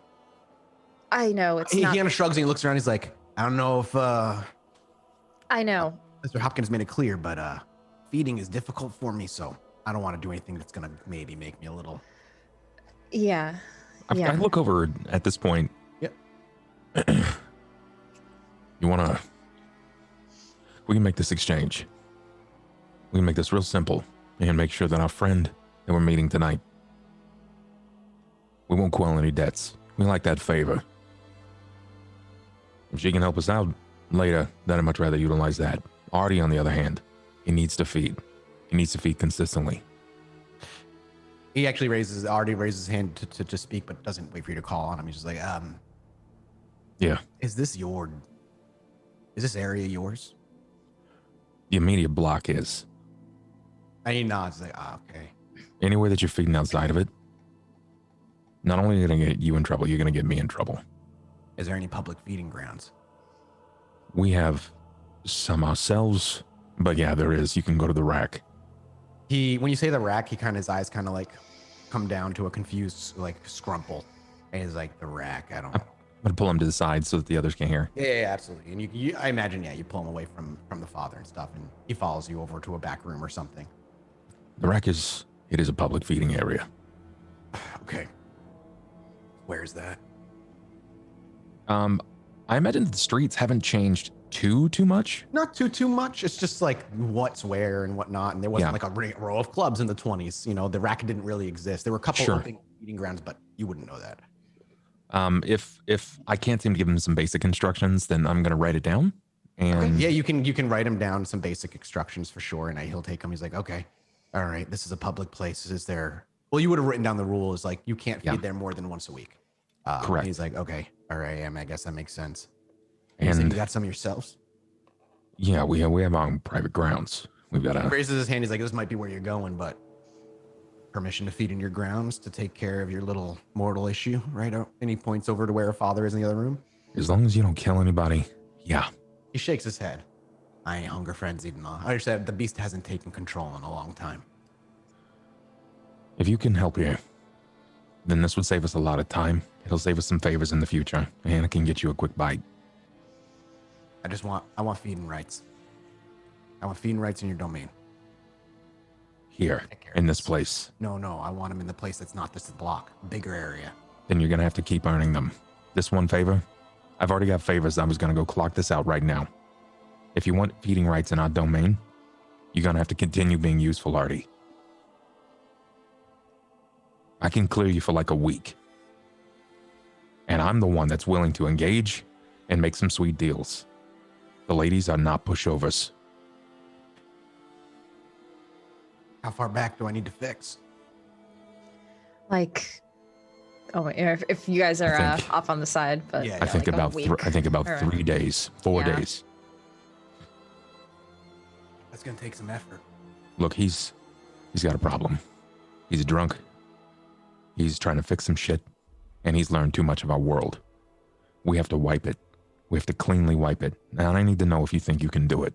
If you can't do it, I'll take it somewhere else. But I think you want feeding rights. And I think you're going to take it slow. So I need to look something up real quick.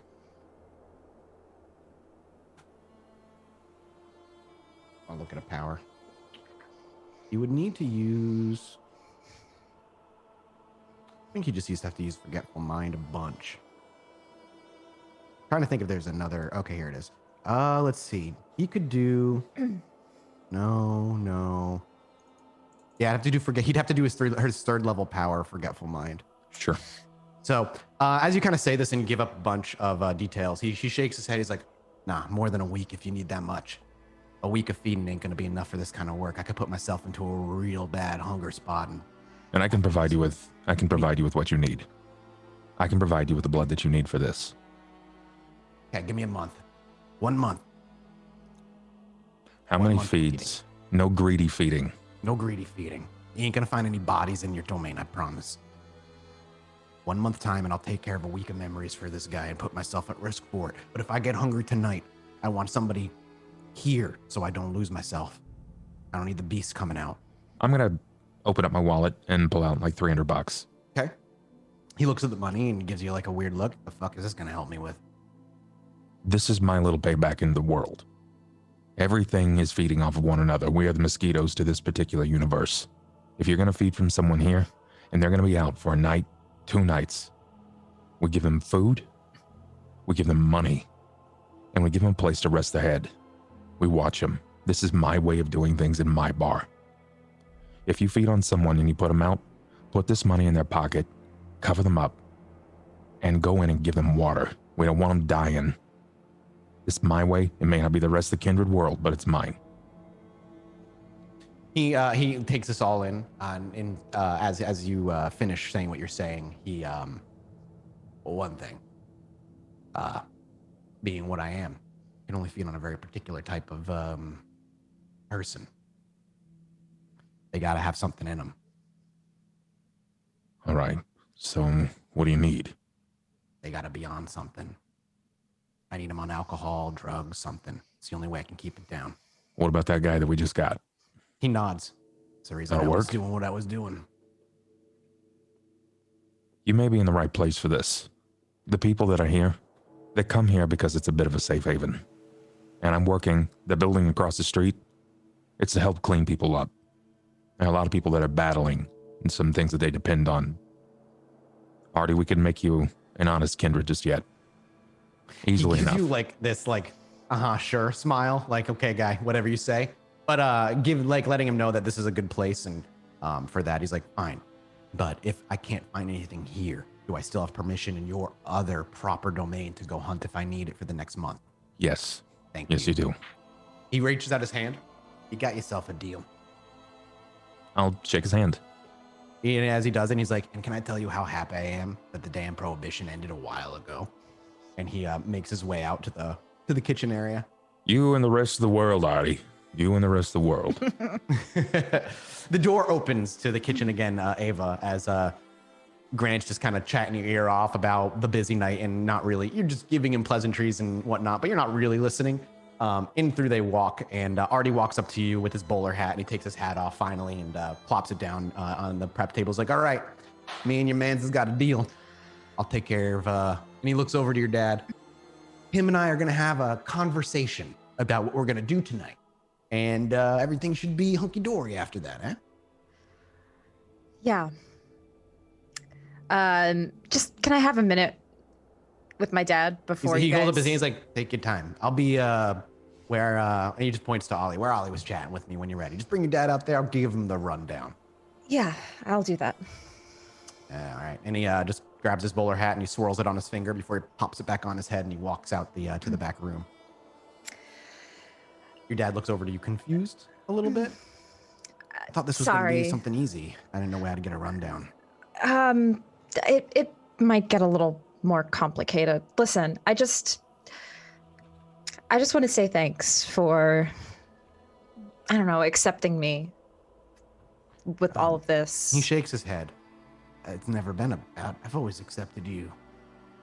I know I may not have been there for you, but Zach and I never really, Zach was very protective of you, and I wasn't a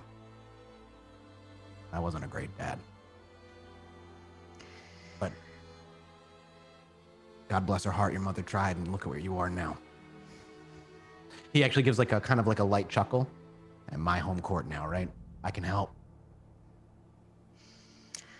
You've already been such a big help, Dad. It's been really nice having you around these past few days, and I don't know, it just reminds me of old times. He puts his arm around you and kind of gives you like a side hug, and he's like, well, don't worry about those old times. We have plenty of time to make up for now. Let's get your job done tonight, and what if we go get a drink, and talk about what the past few nights have been like. I know it's been rough. I'll get a water, I promise. Ava kind of holds back. In her mind, if you could look in her mind, it's like racing with all of these things that she wants to say. But then she just smiles at him and says, yeah, after this, we'll get a drink. We'll go get dinner for a job well done. And when you say this to him, there's a genuine warmth that crawls across his face, a happiness that you haven't really seen on your father since you were a child. And even then, he left you guys very, very early. But with a warm glow on his face and excited to move about. He's like, okay, well, I guess I'll go get the rundown, and we'll be ready to go in a few minutes. I can't imagine it's gonna be much. And he's like, you stay here, princess. Yep. Love you, Dad. And he squeezes your form. He's like, love you too, pretty girl. And he leaves to head to the back room, leaving you, Ollie, and Grant.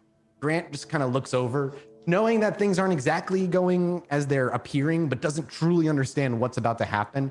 And he's like, well, this burger's finished, boss. I'm going to bring it out. I'll be back in a few minutes. And he grabs it and leaves awkwardly so that you and Ava are kind of alone.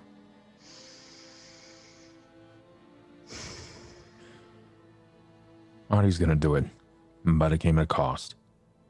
He gets a month's feeding rights here in the block and out at our domain. He has the requirement he can only feed on those that are a little fucked up. They either got to be drunk or they got to be on something.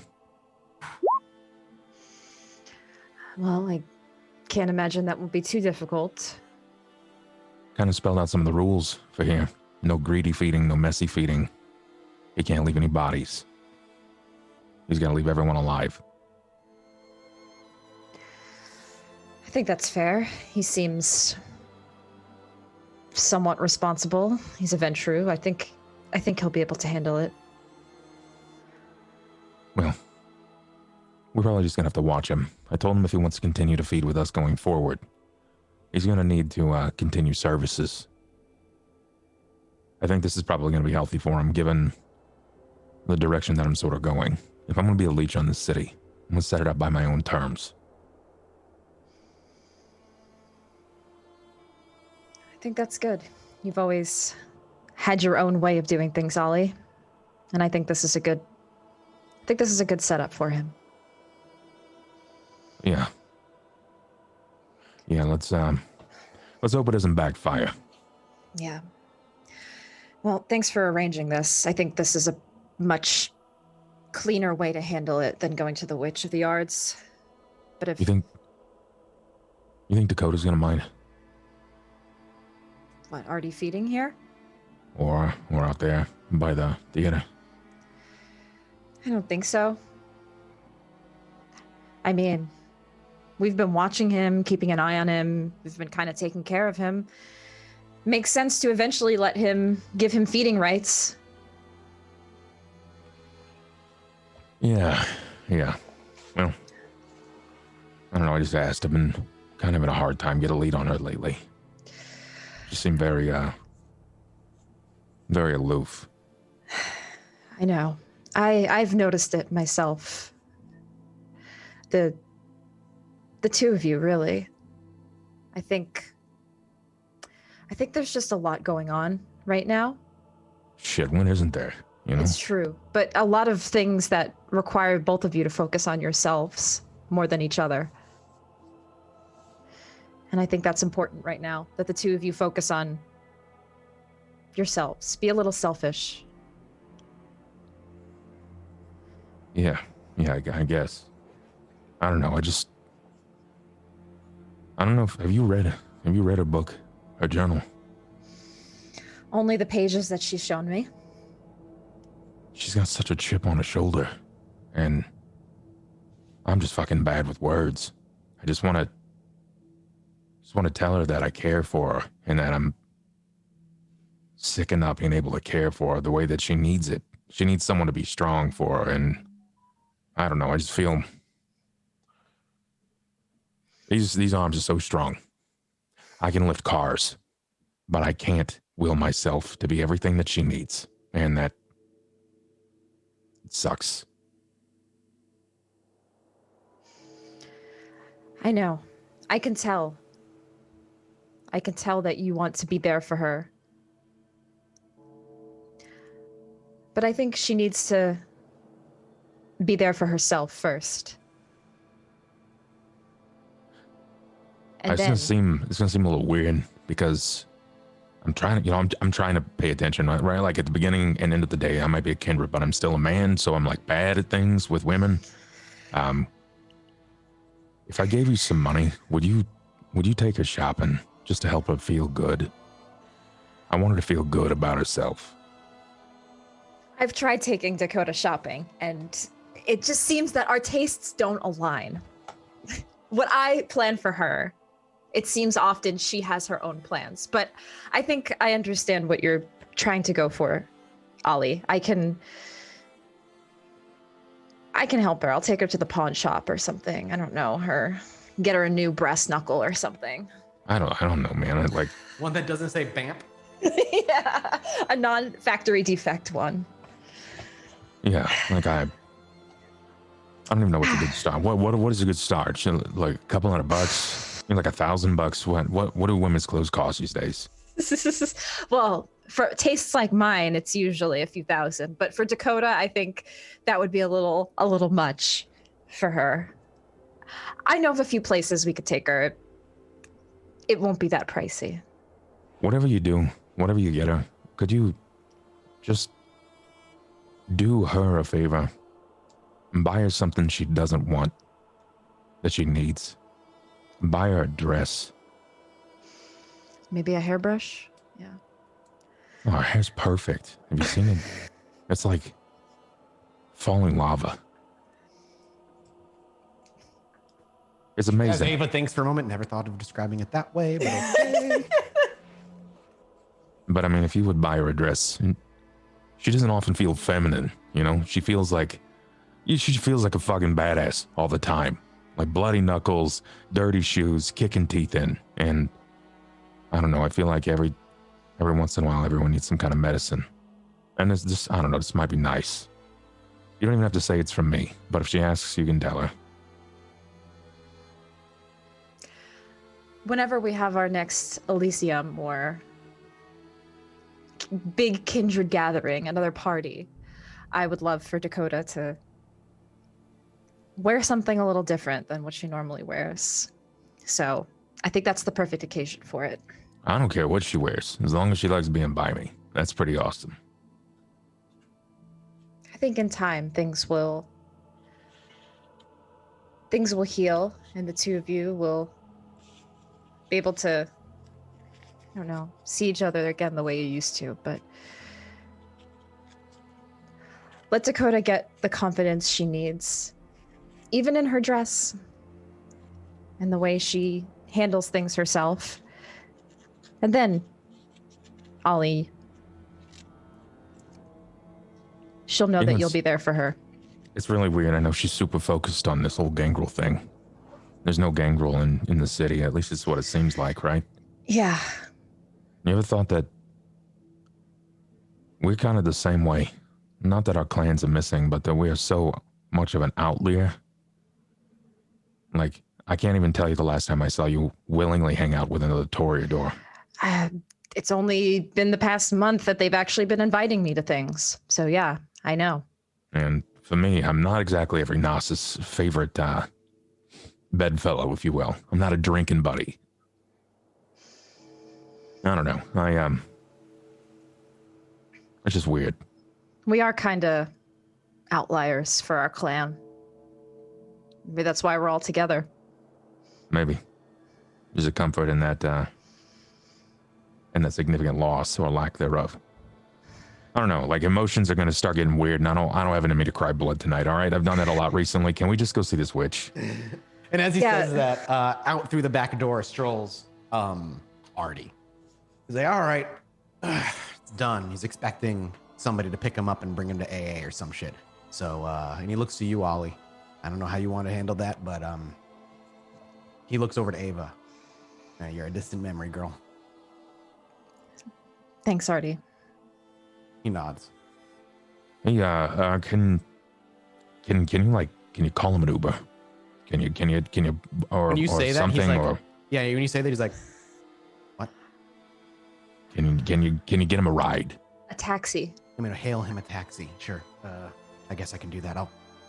He swings over. He's like, change of plans, big guy. I'm your ride. And you hear him like pop him in the back and walk him out front or out back towards the street. That's right. Fuck, I forgot. Oh, that's a whole different ball game. I'm gonna have to work on that way later.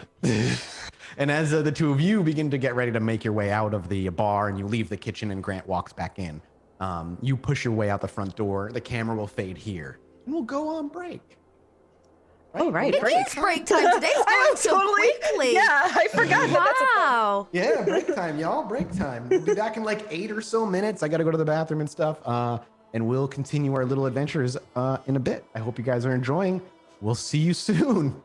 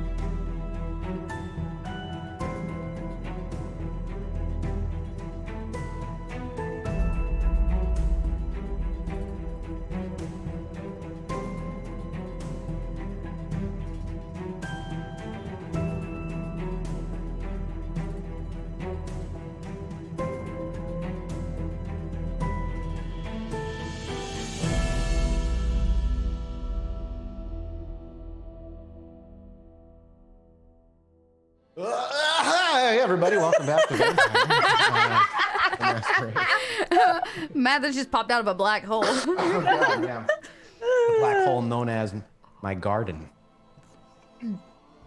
We're back. Take a sip of my coffee. Okay. We just finished. Who was the camera from? Ollie and Ava. Ollie and Ava. So, after break, as the camera fades back in, it is the sounds of out of a nightclub. We can hear the rhythmic thumping past the metallic door, and Rat Tail's having a conversation with another Nosferatu as you round the corner.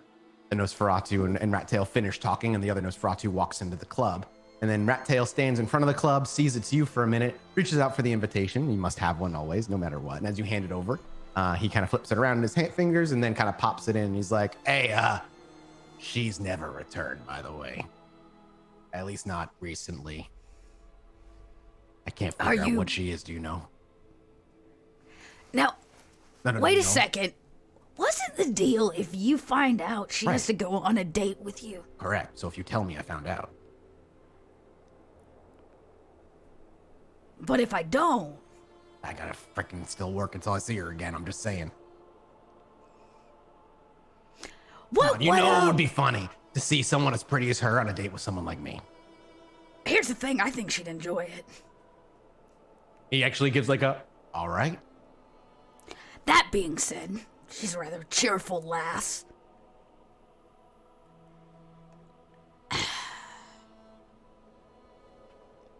You, a religious man?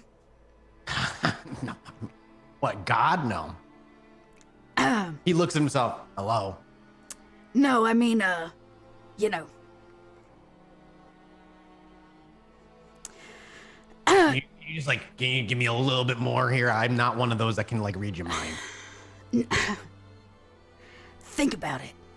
I'll tell you when I leave, if you haven't figured it out. And I kind of pat him on the chest, like, simmer on that.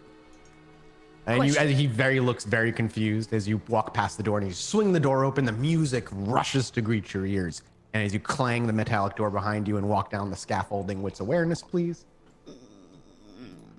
This is important. The last time I did this, I almost missed the sheriff, so I'm going to rouse. Okay, add 2. Let me rouse.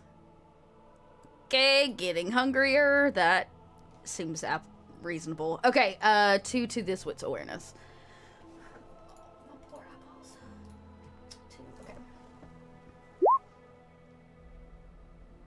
I only got 2. 2 successes. You could re-roll 2 of them if you chose. If you see. That's true. I could use willpower to re-roll. How much willpower do you have left? Oh, I was full up, so I have 3 if I spin this one. Remaining. Boop. I really would like to know the things. I got 1 more success. 3 successes total. As you look around the room, and specifically you're looking for McTavish, obviously, through all of this. Your eyes never graze across McTavish's familiar face, nor the sheriff's familiar face. But it does graze across one. And you actually go across it a couple times and you had to snap back to it, almost as though it's a double take. Because you don't know their name. You've only seen them a couple of times near a spray-painted sign with missing teeth. And it has been months since the last time you've seen this person. And yet there they are, mingling amongst a crowd. They don't seem to look to you or even notice that you're there. They're just conversing with a crowd of people, smiling widely, their hair completely shaved still. What do we see? Does Dakota like stop mid or like halfway down the yeah, that's kind of surprised? like a okay, remind me, Mathis, the last thing I knew about this, she was probably tied to the thin blood running. Mm-hmm. That Saito was all involved in. And Zach was in beforehand. And Zach all was that stuff. beforehand. The tattooed people and the daughters of Lilith and all that stuff. Yeah. That disappeared entirely when Malik was dealt with. And then secondarily, when Saito disappeared, you believed it was over. Oh, that's a... Okay. It's from a ball of complications you thought long over. Interesting. So doesn't necessarily mean that the complications are still around. And I never confirmed whether or not they were mortal or were they thin blood. Or Correct. They were getting kindred? they were getting beaten up at one particular point, and you came in to save them, and they ran off. But I never confirmed. No confirmation. Just suspicions. Just suspicions, and the piece of art I believed connected to the thin bloods, but that's about all on it. Yes, that was about, about the end of it, because again, a reminder to the viewers and a reminder to the players, because I know it's been a while, that plot line essentially got severed when the Malik storyline came to an end. For the most part. It's why it kind of disappeared all entirely, completely. I don't think Dakota's gonna even, I mean, she spooked hella bad the last time I tried to make contact, so I think Dakota's just gonna do what she came here for, which is... Now, where would Dakota hang out? By Edith's door or in the crowd? No, not by Edith's door. That she got business. I'm not that special. No, but there is like, as granted, there's that giant oval room where most of them are, and in that big hallway. And in that big hallway, while there's not a lot of people there, there are still people kind of mingling. It's like where they get away from the large crowd. If it's Wednesday, I'm here for my tat.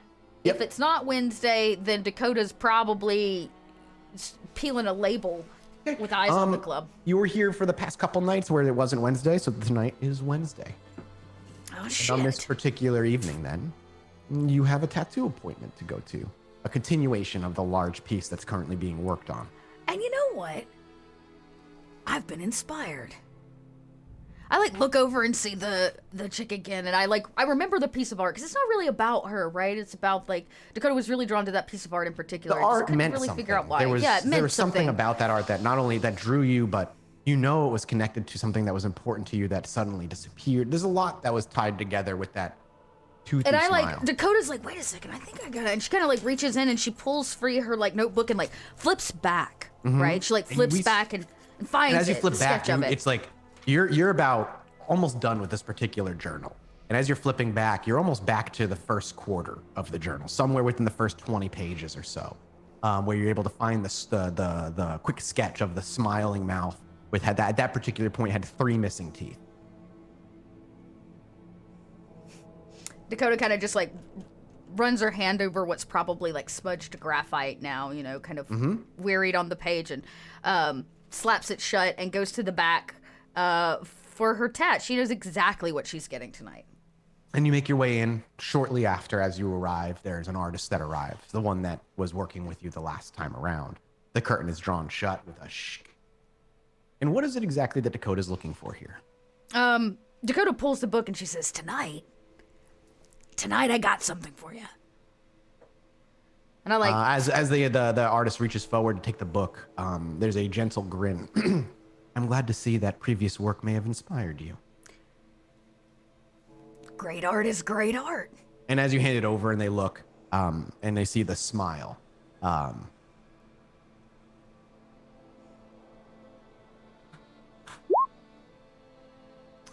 they look down and back up to you, and they go, interesting piece. What does it represent to you?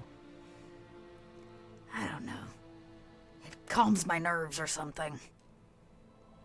And there's a gesture for for you to lie down on the table and whatnot. And takes the jacket off, kind of pulls the arm that's already been started, and just that kind of similar ritual takes place where there's a slice where the tattoo would like to be placed, the smearing and the chanting. Before any particular details that you want to give over to them before they start trying to I think over time they would add color. So if I remember, she did the piece on the wall in color, which I imagine the graphite sketch would not be. So Dakota would be make it color. Red, really, really red. Again, another pleasant smile as you explain the coloration of the lips and whatever you'd wish. And as they dip it into the ink and the needle plunges into your kindred skin, so too does the pain ripple across your body, sending you into parts of your mind simply there to try and escape the agonizing pain. Does Dakota think of anything about on this one? Any moment in time? I imagine just that whole night, stopping those guys from beating her, but then also ripping them open and leaving them for trash.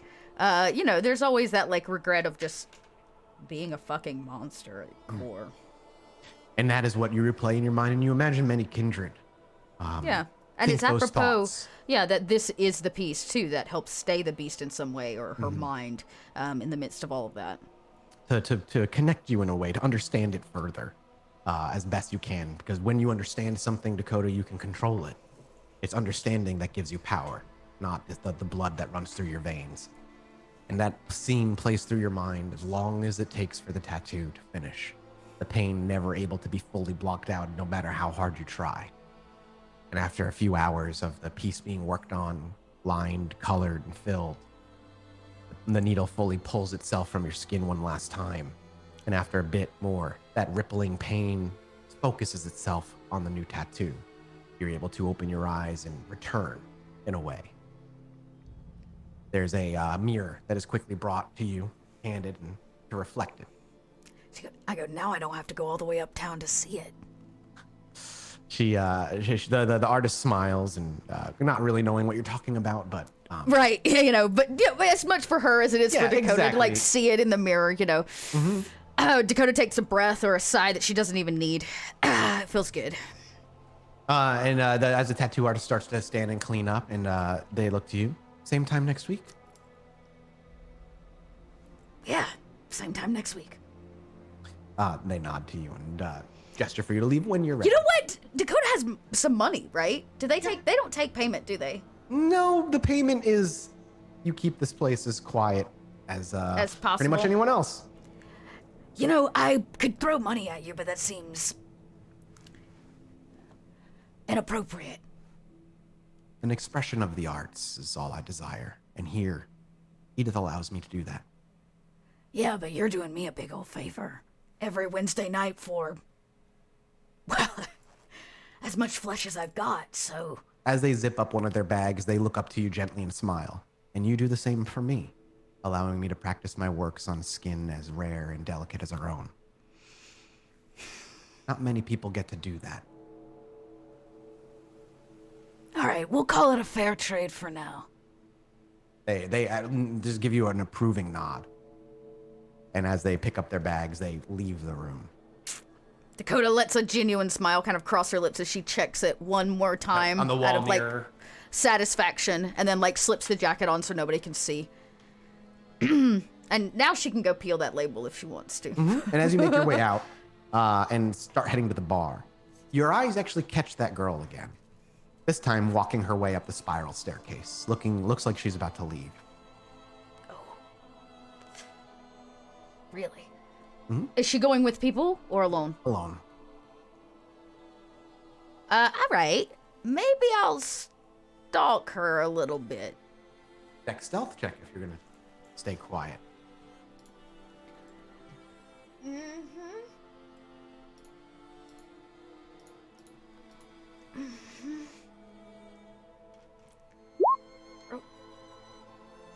A 4? I mean, just make sure you didn't double 10 on the bottom. You did not, so that's good. 4 successes. I said Dex stealth. You rolled survival? Oh, that's my eyesight again. I'm sorry. It's okay, no problem. I mean, technically, if it means anything, it's the same amount of die. Okay, well, if it's the same thing, we'll leave It's the exact same amount of die. Same pool, doesn't matter then. 2 successes, you're able to follow. How far back are you trying to stay? I'm not. I just want to get her alone. I imagine she's going to eventually run out of, there's got to be some point. I can't decide. I want to see where she's going. So you just want to follow her? I'm gonna follow her for a bit and see if she notices me. I'm gonna need another Dex stealth check, please. As you follow her onto the streets and you leave the club. Right this time.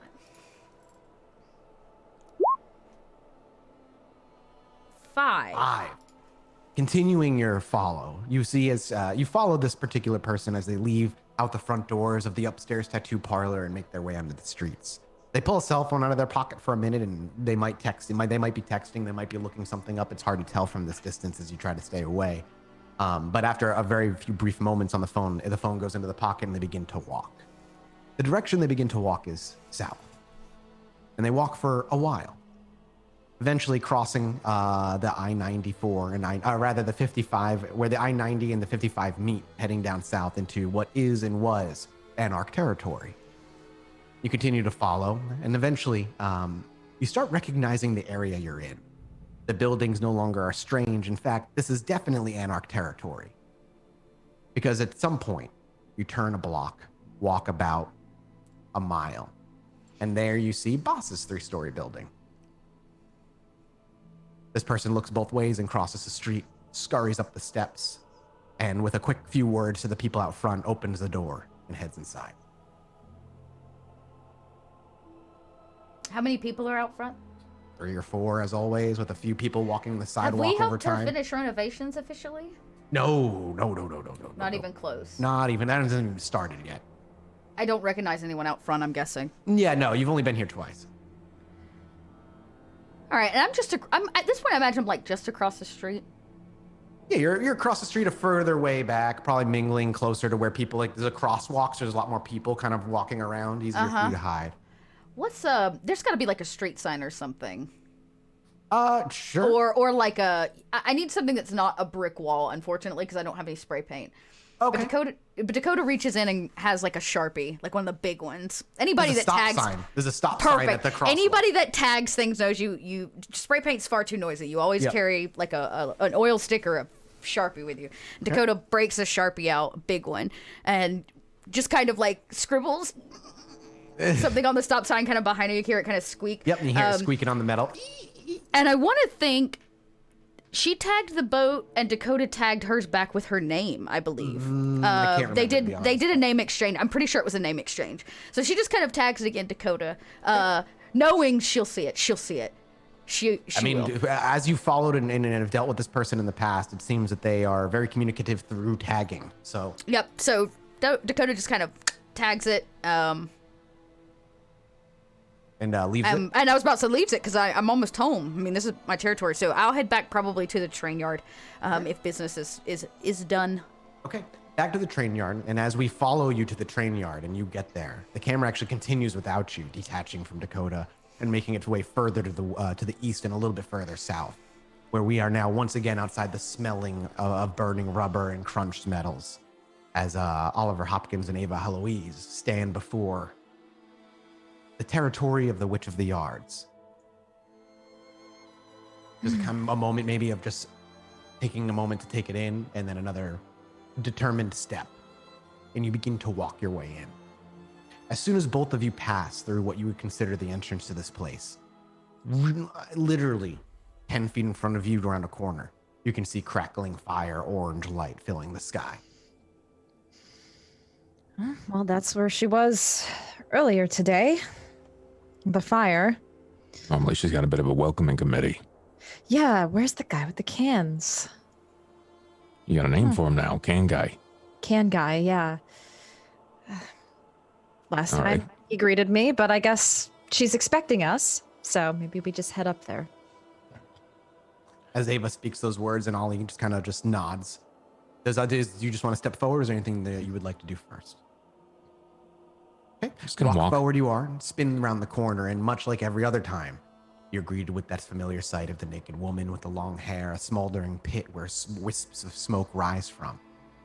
And just the two of you. She actually walks around the fire, looks at you and Mr. Hopkins and says, I believe we are missing one?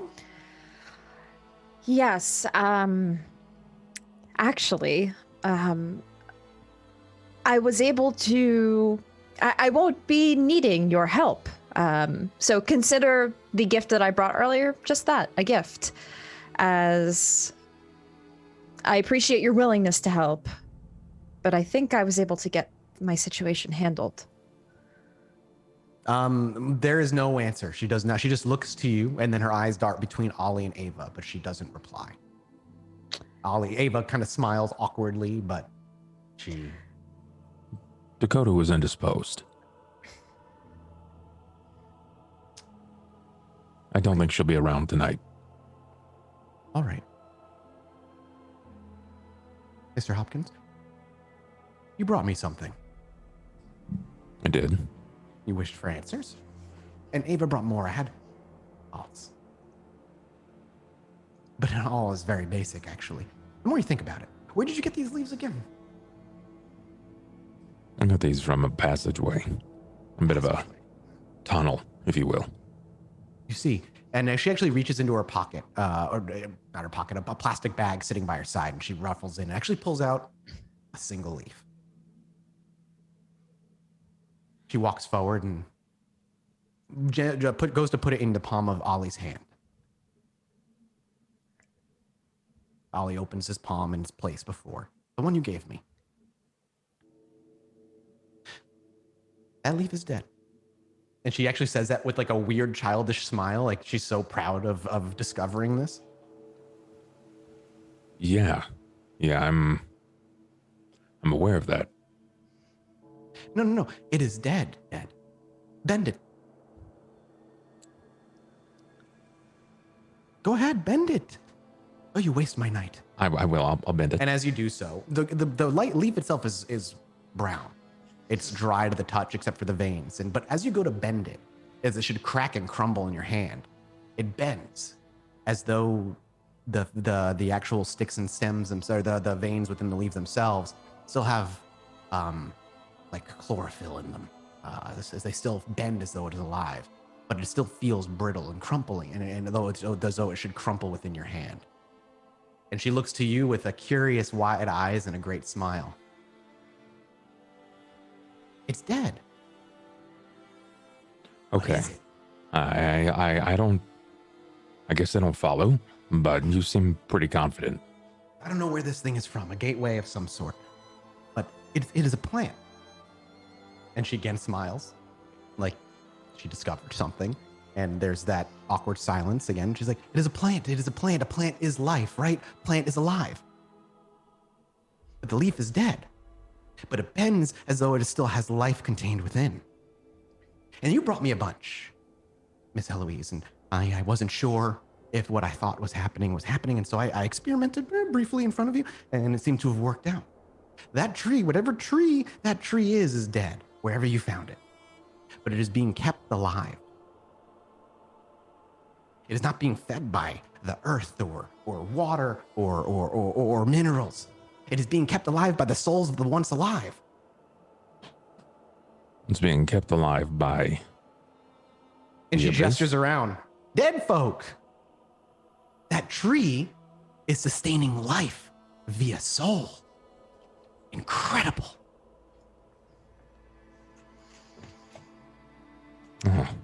Where is this? I would love to see this thing. I wonder, Tremere, perhaps. It could have been the Tremere, or maybe even the Hakata. There was a Hakata you knew, wasn't there? Was it him? Is he experimenting? He's deceased. He's gone. Huh. Oh, well, that's unfortunate. My apologies. This came from a place. We don't really know how to get to it. It was left behind by somebody from the place when they go there. Sometimes these leaves are what's left. She tilts her head like a confused dog, listening intently.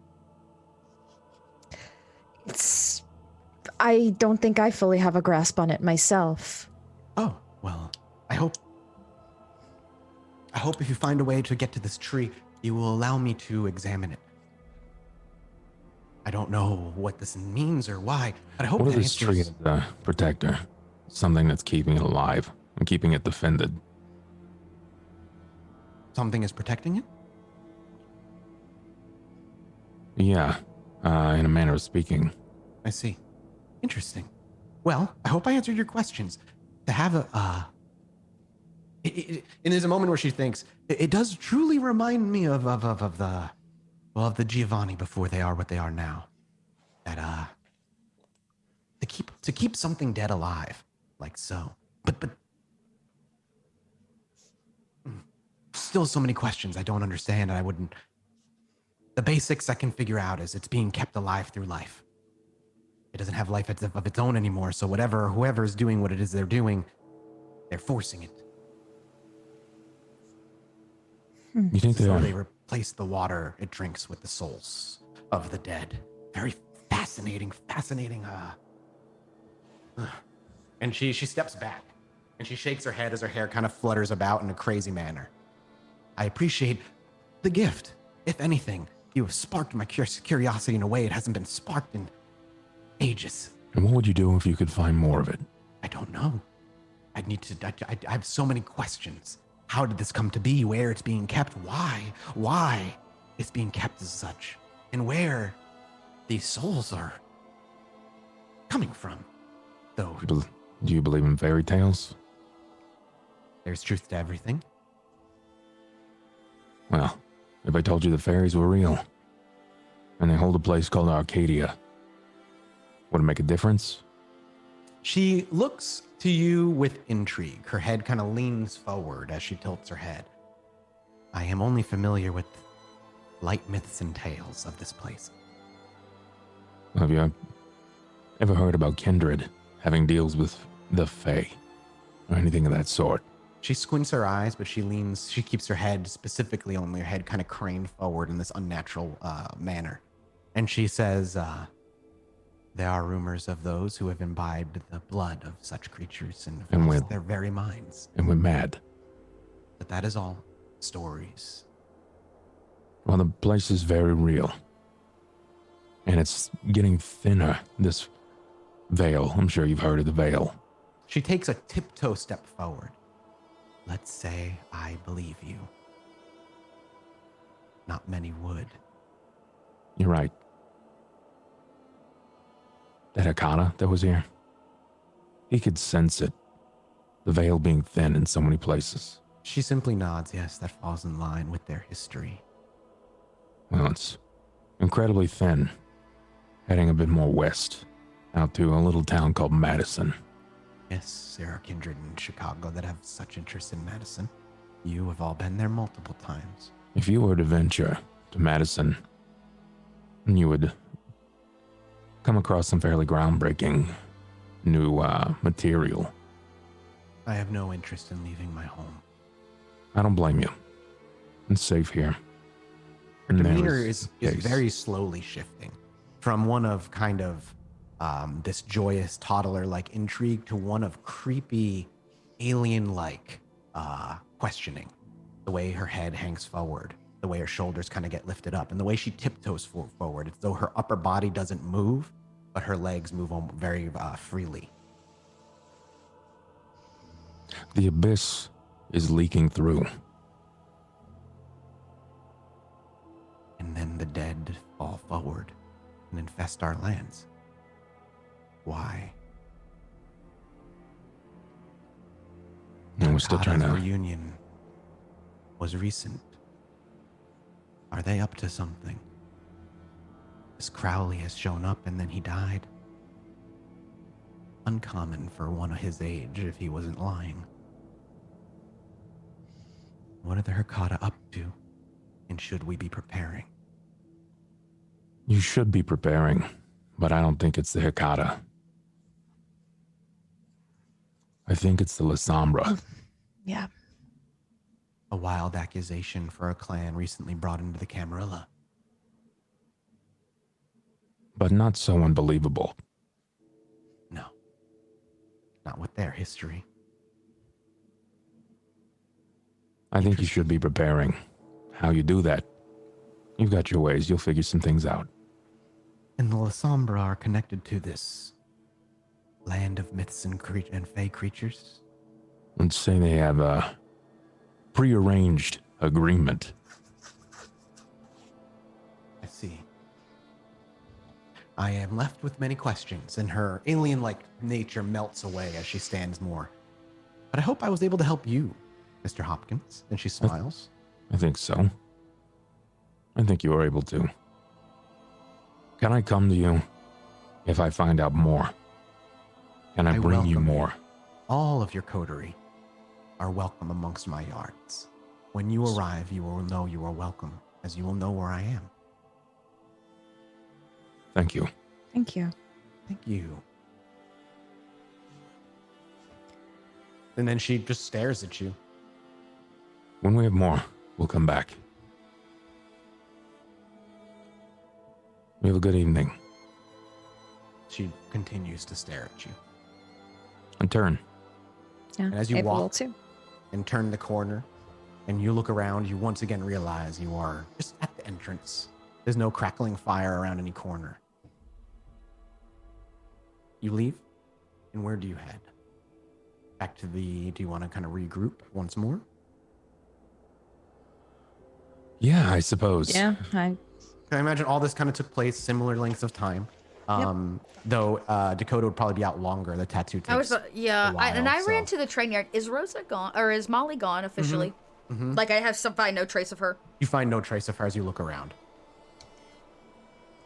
Eventually, though, maybe leaving Ava and Ollie at the theater for about an hour by themselves, you hear the definitive rolling of a skateboard, the clack of it being kicked up, and the opening of the front doors. Dakota, you weren't sure if you were going to see them or not, expecting them or not. You knew what they were out to take care of, the father for one, and then this. So you walk in and see both of them. So they kind of bring you all together. How's Daddy, dearest? He's very forgetful of the past few nights now. And he's being taken to a rehabilitation center. So everything went well. A little bit different than we had originally anticipated. Artie actually took care of it. How's Artie? Very hungry. Just discovering a bit more about Artie. And he's... Just a heads up, Artie's probably going to be feeding in our territory for a short time. Okay. I went out on a limb and I gave him a month. Under the guise that there would be no messy, no dirty, no greedy feeds. That it was all out of necessity. So, I'm game for him feeding in the territory and all of that, but we should really, I don't know, tell somebody he's here. We did. Yeah, you brought him. Just a reminder. We told the prince. We told the prince about it. You all brought him to the prince. She just didn't give him any. She didn't give him any benefit. She paid him no She mind. said, okay, fine, but she didn't give him a rundown. Then she didn't get like a tutorial as to the rules. Yeah. Like thoughts on introducing him to Jackson. He is a Ventru, after all. Not a bad idea. He is Ventru, but when we brought him up before, he didn't really seem to pay him much mind. In fact, when we brought up Jackson to him before, he was actually surprised that Jackson was still kicking. In fact, I think he called him Little Jackson. I imagine he'd love that. Yeah, I mean, there's hostilities in a clan, and this might be one of those. I'm just saying. I am gonna have to step in for a moment as an ST and go, I made a oopsie. Artie wouldn't know who Jackson is. Okay, all right. Artie wouldn't. So okay. he wouldn't. That was my mistake from before because I didn't have the book and I was just making shit up. That's okay. He did not know. When you brought Jackson, he would have given you a who. Oh, okay. Max is the one he definitely would have known. Norris as well, and Ballard and all of them. Yeah. So, I'm just saying. We may be looking like we're working with Bella, but we're actually working with Jackson. Well, then maybe we do. Maybe we bring him up to Jackson. Just give him a heads up. And if he's going to be feeding on the streets, I'm sure our new business partner may also want to know he's troping about. Yeah, that's for sure. I told him that he could feed in the block around my bar, but he said if he can't find anything there, he asked if it was okay if he came down here. And I said, yes, I didn't consult you, I'm sorry. Hey, don't have to consult me, I'm just saying. I think it's great if he wants to hang out. He seems like an okay fella. I just... the last thing we need is, say, Jackson's goons walking up and seeing a kindred they don't know in our territory feeding on somebody, and then Artie loses his head. I think Artie wanted indefinite feeding rights, and I told him nah. I told him that if he wants to keep feeding, he's gonna have to keep proving useful. Very camera. I mean, the man almost died with a gun in his hand, right? So I imagine he can't be a bad shot. That's fair. He handled the memory wipe on Ava's dad, so... Oh, the witch didn't do that? No, No. We made good on it. By the way, you are welcome to the yards. The Witch of the Yards personally said that you are always welcome and that you'll no longer have the can guy doorman asking for a prize or a present. Yeah, she likes us now. Yeah, because we're not asking for anything. Yeah. And right. we come giving things that bring questions, and she seems to be very flirtatious with knowledge. Woman after my own heart. Okay, so that seems like a good thing to have in our back pocket. Yeah. And she bumps right up next to our space, so She wants to know more about Arcadia. And she said that Arcadia is dead, that it's living on the souls of people. That's what's keeping it alive. That's why all those people were needed and went missing. So, while I might be remiss to make a vested leap, is it safe to say that Vitel is basically free-rolling souls into Arcadia, or is it the abyss that's actually leaking through there? Because it sounds like he's just free room and board, or at least a big-ass box for all the souls that she seems to put into the place. I'm not quite sure how it works. Neither do I. All right. Say Vitel is not here anymore. That's gotta really fuck up her plans. Absolutely. Does she get a new hole? Maybe. Maybe she'll find somebody else. How old is she? I mean, think about it. How long has she been putting this plan into make? More than a decade. More than 2 decades. 4. Ava's the only one that has an idea of how old. And from the history lesson of Otai, all you understand is that she might have been around. No, she told you. Ancient Greece. She's been around since ancient Greece. You know this because she was talking about her being a seer and stuff. Seer stuff, yeah. Yeah, Okay. Ava actually knows this. So as you bring it, like, how long has she been around? A couple decades? Centuries. Since ancient Greece. But she's been grooming Vitel, right? Probably for a while. He was not the same man going as he was coming. So what happened in that cabin? There was screaming. Seems to be a reoccurring theme. Just like the screaming in those leaves. He did... I don't know what he did. Either way, he seemed very attentive, alert, and wordy. Alive. Yeah, my thoughts exactly. What if he went to the cabin not to deal with souls, but to get his own? To eat them, get them. What if he was dumping the souls, alive. And he's no longer fighting the rest of the others for it to claim host?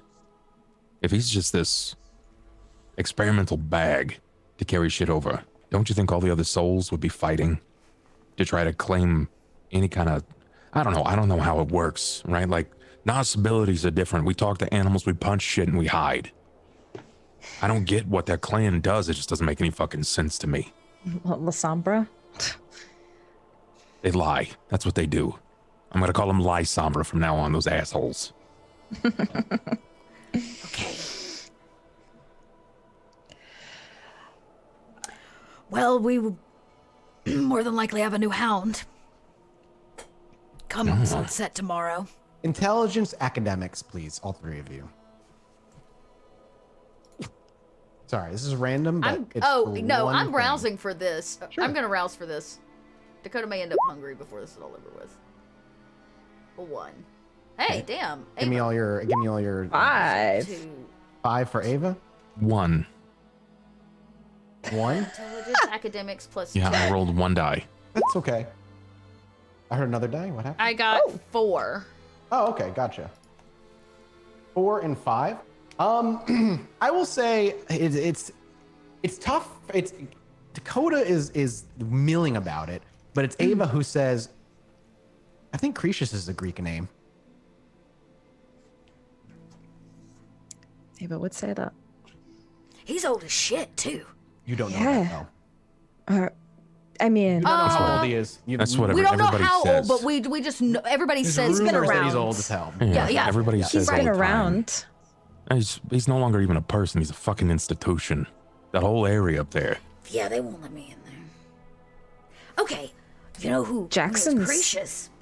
BFFs with Cretius. And considering the fact that I just walked Damien into the Ivory Tower to become the next Hound of Chicago, for Jackson, maybe we should check in and see if we can bring it up. I'm really bad at this. Just making sure for verification processes, we know that her name is Sybil. Yes, that came okay. I mean, that was scribbled in a notebook by Saito at some point. He had the name. Okay. Yep. Now, just for verification purposes, we do 100% know that her name is Sybil. Correct. Then doesn't necessarily mean Cretius will know who she is, because her history is non-existent in the lore. Just that she exists. But it's also a shot. Even if he doesn't know her as a Grecian, then might know her as an old AF vampire. Oh, Cretius. So are we suggesting bringing Cretius in on this whole thing too? I'm suggesting we take what we know to Jackson and mention that Cretius might have information. I imagine Jackson would speak to Cretius directly. We're gonna have a hard-ass time getting through to Jackson.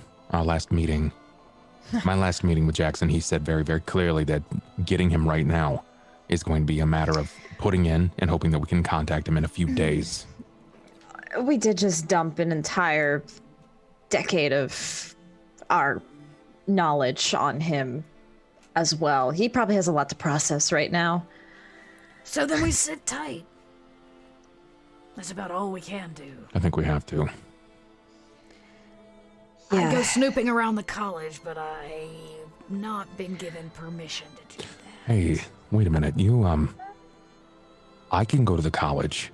I tend to hang around the college too. She can go to the college. I have a herd there. So here's the thing, right? You can draw more flies with honey than vinegar. Right? So you, Dakota, didn't you say you found some books on what a Sybil was? Didn't you say it was like a fortune teller or some shit like that? Sybil meant seer, basically. It was a title. Yeah, a seer. Somebody that, yeah. What if we got that book and sent it all private style to Cretius? If we're going to send him a book from a Grecian time about his own history, he's going to have questions and he's going to seek out where the hell that book came from. We could just knock on the door. Let him answer, as opposed to us barking down his door. I mean, I kind of like that. The book is in the library. I can go get the book. Yeah, I Who's dropping it off? I think I have an idea of how to drop it off to him. I may know some students who may have a class with him. I can ask around and see who would know how to get to his office. And then they just drop off the book. Well, I mean, you could... I'm not going to pass up there. All right, I've already been told by the general public that I'm spooky and I look like a war veteran. I'm not gonna do it well. But, I mean, you could... He's got to have, like, some kind of private mailbox or some shit, right? Possibly. I'll ask around the campus. I'd much rather it see delivered by our hand as opposed to delivered by a third party that could fuck it up. Understandable. I might be able to find a way to get to his office or his mailbox. All right. I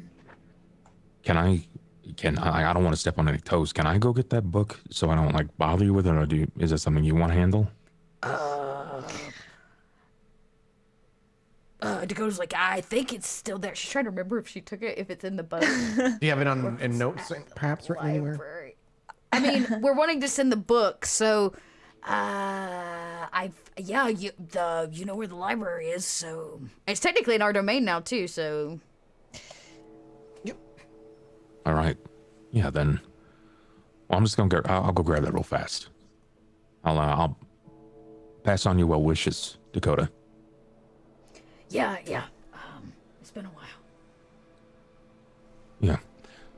I'll be back. Be back in a jiff. And I'll leave. Yep. You head out to grab the book. The girl's staying here for now. Yeah. I mean, is there anything you want to do other than grab the book there, Ollie? I don't really think so. I think it's all about. Where is it again? I'm sorry. It's at the library with her touchstone. Okay. Yeah, my touchstone's library. It would be like a basic definition book on like Greek mythology, or you know what I mean, like something ridiculous like that. Yeah, no, it really is. And the touchstone there and the library custodian or keeper, whatever you want to call her at this point, she's seen Ollie, right? She's definitely seen him. She met Ollie once. Okay. So as long as she's met him, there would be brief conversation to kind of remind her, but she wouldn't put up she wouldn't try to stop you. You'd get what you need and you would be able to leave without a fight. And eventually, is it just feasible for me to like? Can I Xerox? Is this something I can do? Like just make copies of the pages? Yeah, there's an old shitty copier in here. Yeah. Then I'm just gonna specifically find the passages relating to Seer or Sybil, and I'm just gonna copy it and leave the book. Absolutely, you easily do so, and put the book back with these papers when your hand all warm after being pushed out of the copier with that weird staticky smell that comes off of them. And as you waggle them a little bit and grab them, you thank her and you make your way out. You're back within 30 minutes. Okay. Didn't even need the book. I just hold up the stack of papers. I got a couple of copies. Hand over to Ava, in which Ava takes them. So should we put like some like secret code in here or something so he understands like what exactly we're trying to message here? If there's a passage that says like Sybil or Seer, then like just highlighted or something. Or yeah, I mean yes, yeah. I think it's probably not a terrible idea. Okay, all right. So you were sending him the Xerox papers that just talk about Sybil, a Sybil, and like Seer. Basically. The definition of Sybil basically is what it is. Should be like put our contact info on it or something. I don't know. Dakota slings out a card. We've never had cards before. Yeah. Is there going to be anything more to it so he knows he can reach out to somebody? Because if he is as old as you believe he is, and he is Greek as you believe he is, you're probably giving him information he's well aware of. So there needs to be something for him to reach out to. Like, why is somebody sending this to him and whatnot? If you just send him the info, that might not do anything else. Okay, question. Do we have like loud one business cards or do we just have ones for the cinema? No, I think we repurpose, we basically redesigned and rebuilt the cinema at this point.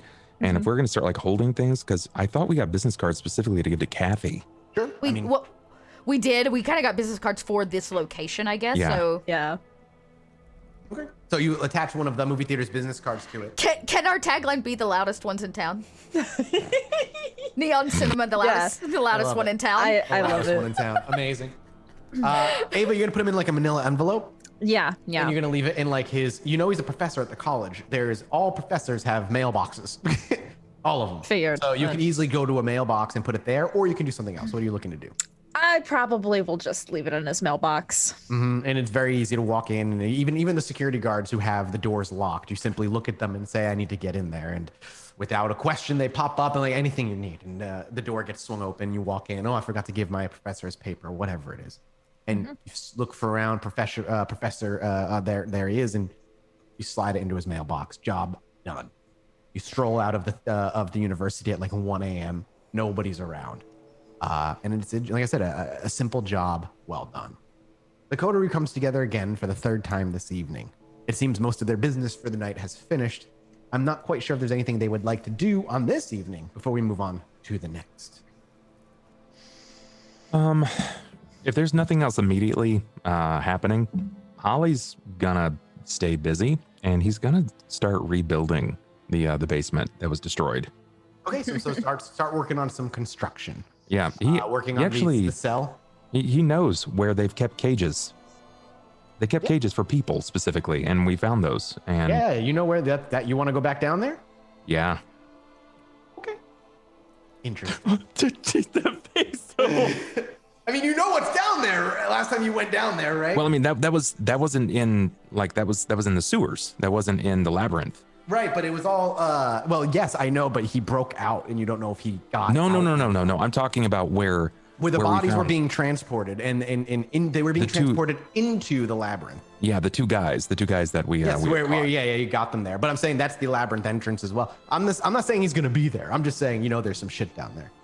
You haven't been down there either since you guys discovered it, right?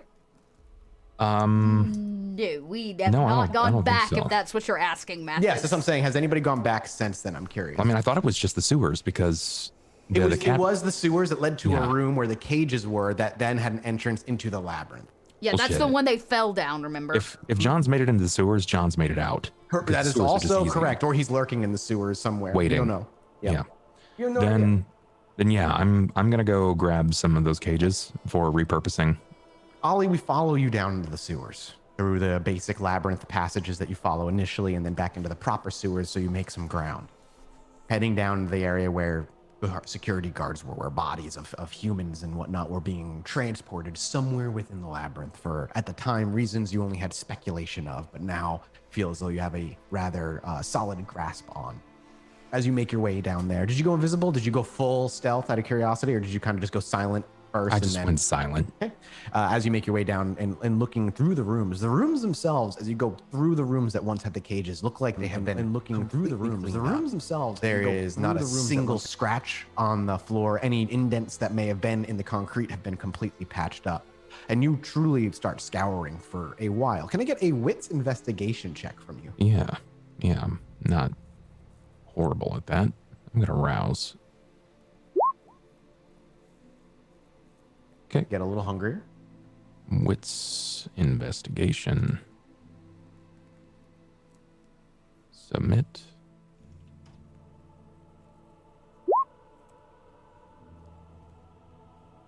Oh, the dice are not with me today. Oh my God, that's unfortunate. You can re-roll 2 if you want to use a willpower. Yeah, I think I will.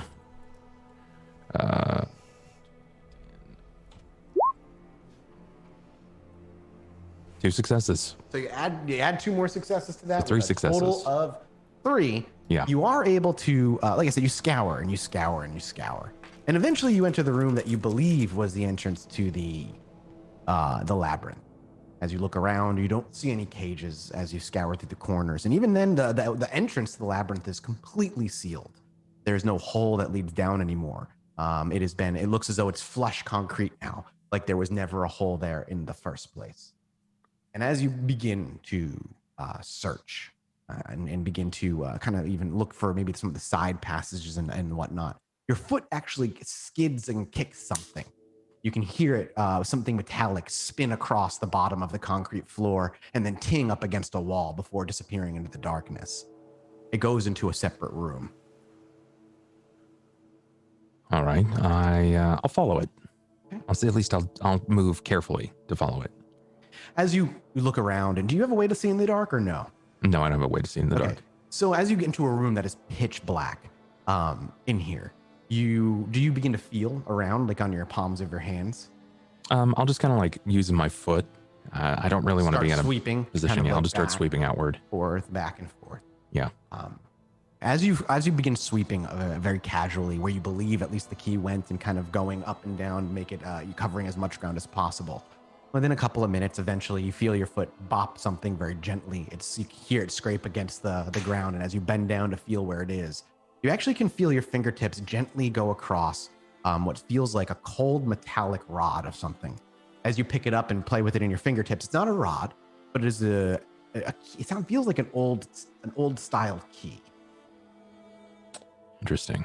Walking out into the light, and you actually look, it is an old iron key with that big ring at the top and those big metallic teeth towards the front bottom of it. It's rusted and certainly it looks like it's seen better days. Huh. A curiosity, certainly. And in this moment, there doesn't seem as though it belongs to anything. Right. I'm gonna hold on to it. Okay. You hold on to the key, pocket it, throw it in your pocket, and there's a certain heft to it, a weight as it sinks to the bottom, and you can feel your coat tug just gently as it hits the bottom of your pocket. It was right. It was in this room. You just accidentally bopped it with your foot before you saw it. A 4 would have allowed you to see it before you kicked it. A 3, you notice it, and a 2 and under, you wouldn't have noticed it at all. Can I kind of feel the walls around here to see if we see Ollie begin to look around, similar to as though he was looking for something, an entrance from any other labyrinth spot, a nook or maybe a keyhole or an indentation that might give way. But it is as smooth as it's ever been. All right. Then if this is where I know that the cages were, but they're not anymore, yes, then they're not anymore. Then I will. I'm going to go back to the construction site where Kianta is, and I'm going to start getting rebar. If I can get a truck or something like that, and I can start moving rebar. Do you go back the way you came? Do you use the labyrinth actually, or do you not use the labyrinth? I'm just curious. If I can expedite, if I can save some time in the night, then yeah. It's always safer if you end up using the labyrinth. Yeah, then I'll expedite for the sake of time, and I'll move with the labyrinth. Okay. As you make your way into the labyrinth and start following the symbols that you recognize and the mess of graffiti that scrawls across all the walls down here. Wits awareness, please, as you're about halfway through. Sure. It's not terrible, but so far my die rolls have been poopy. Mine too, don't worry. It happens. The dice don't want to be in your side for a while. Ooh. I got 3 successes. No crit. With 3 successes, and you have no die to reroll. With 3 successes is plenty for at least the base level of what I'm looking for here. Ollie, as you're making your way down towards out of one of the concrete tunnels into one of the more man-made ones that lead into old Chicago with brick and whatnot, and you make your way down there. As you're passing through and making sure you're following all the symbols, just as you enter an area that breaks away from the brick wall into looks like a dirt tunnel that maybe a Nos carved out with his hands or somebody used a crude tool, you actually can feel ever so gently, though like a magnetic pull almost. You can feel the key tighten your jacket just very briefly. It doesn't pull in the direction you're walking, however. It feels as though it just gets a little bit heavier. Just enough that it's noticeable. It's not like it's lifting up and pulling in a direction. Yeah. But Ollie notices it feels like it just gets a little heavier. I'm going to grab the key and see what I can muster. As you pull, can I get a witch awareness? Yeah. Can I just up arrow that? I wonder if it'll do it again. Wits. It should work.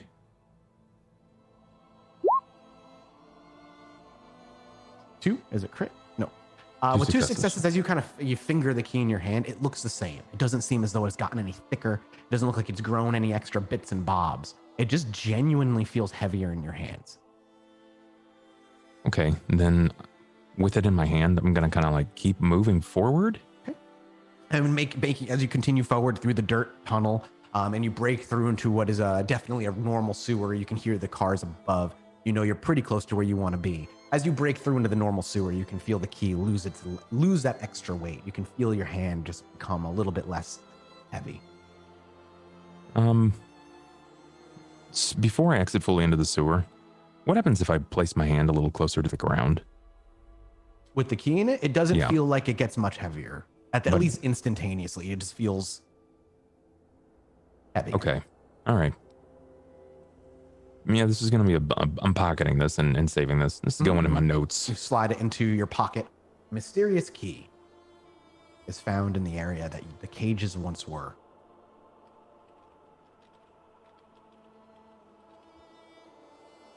Yeah, then and you head back and with unfortunately no door to replace the cage that had been rusted away. It's still a good find. It's interesting. No. It's certainly just it's got Ollie's attention. Dakota and Ava, while he's gone, is there anything else you want to do on this night?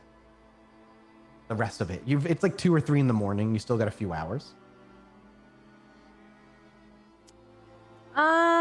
No, I think Ava's set for the night. The only thing I've been just thinking about my my lingering kiss guy that I haven't seen in a while.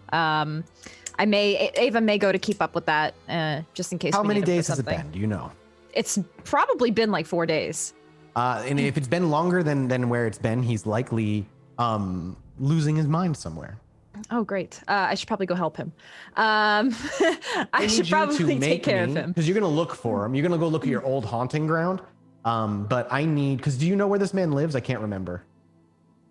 I did get his address. Okay, so you would have 2 places to go look. Yeah. He wouldn't be in either of them, unfortunately. What I would need from you is, let me just make sure I can call the right roll here.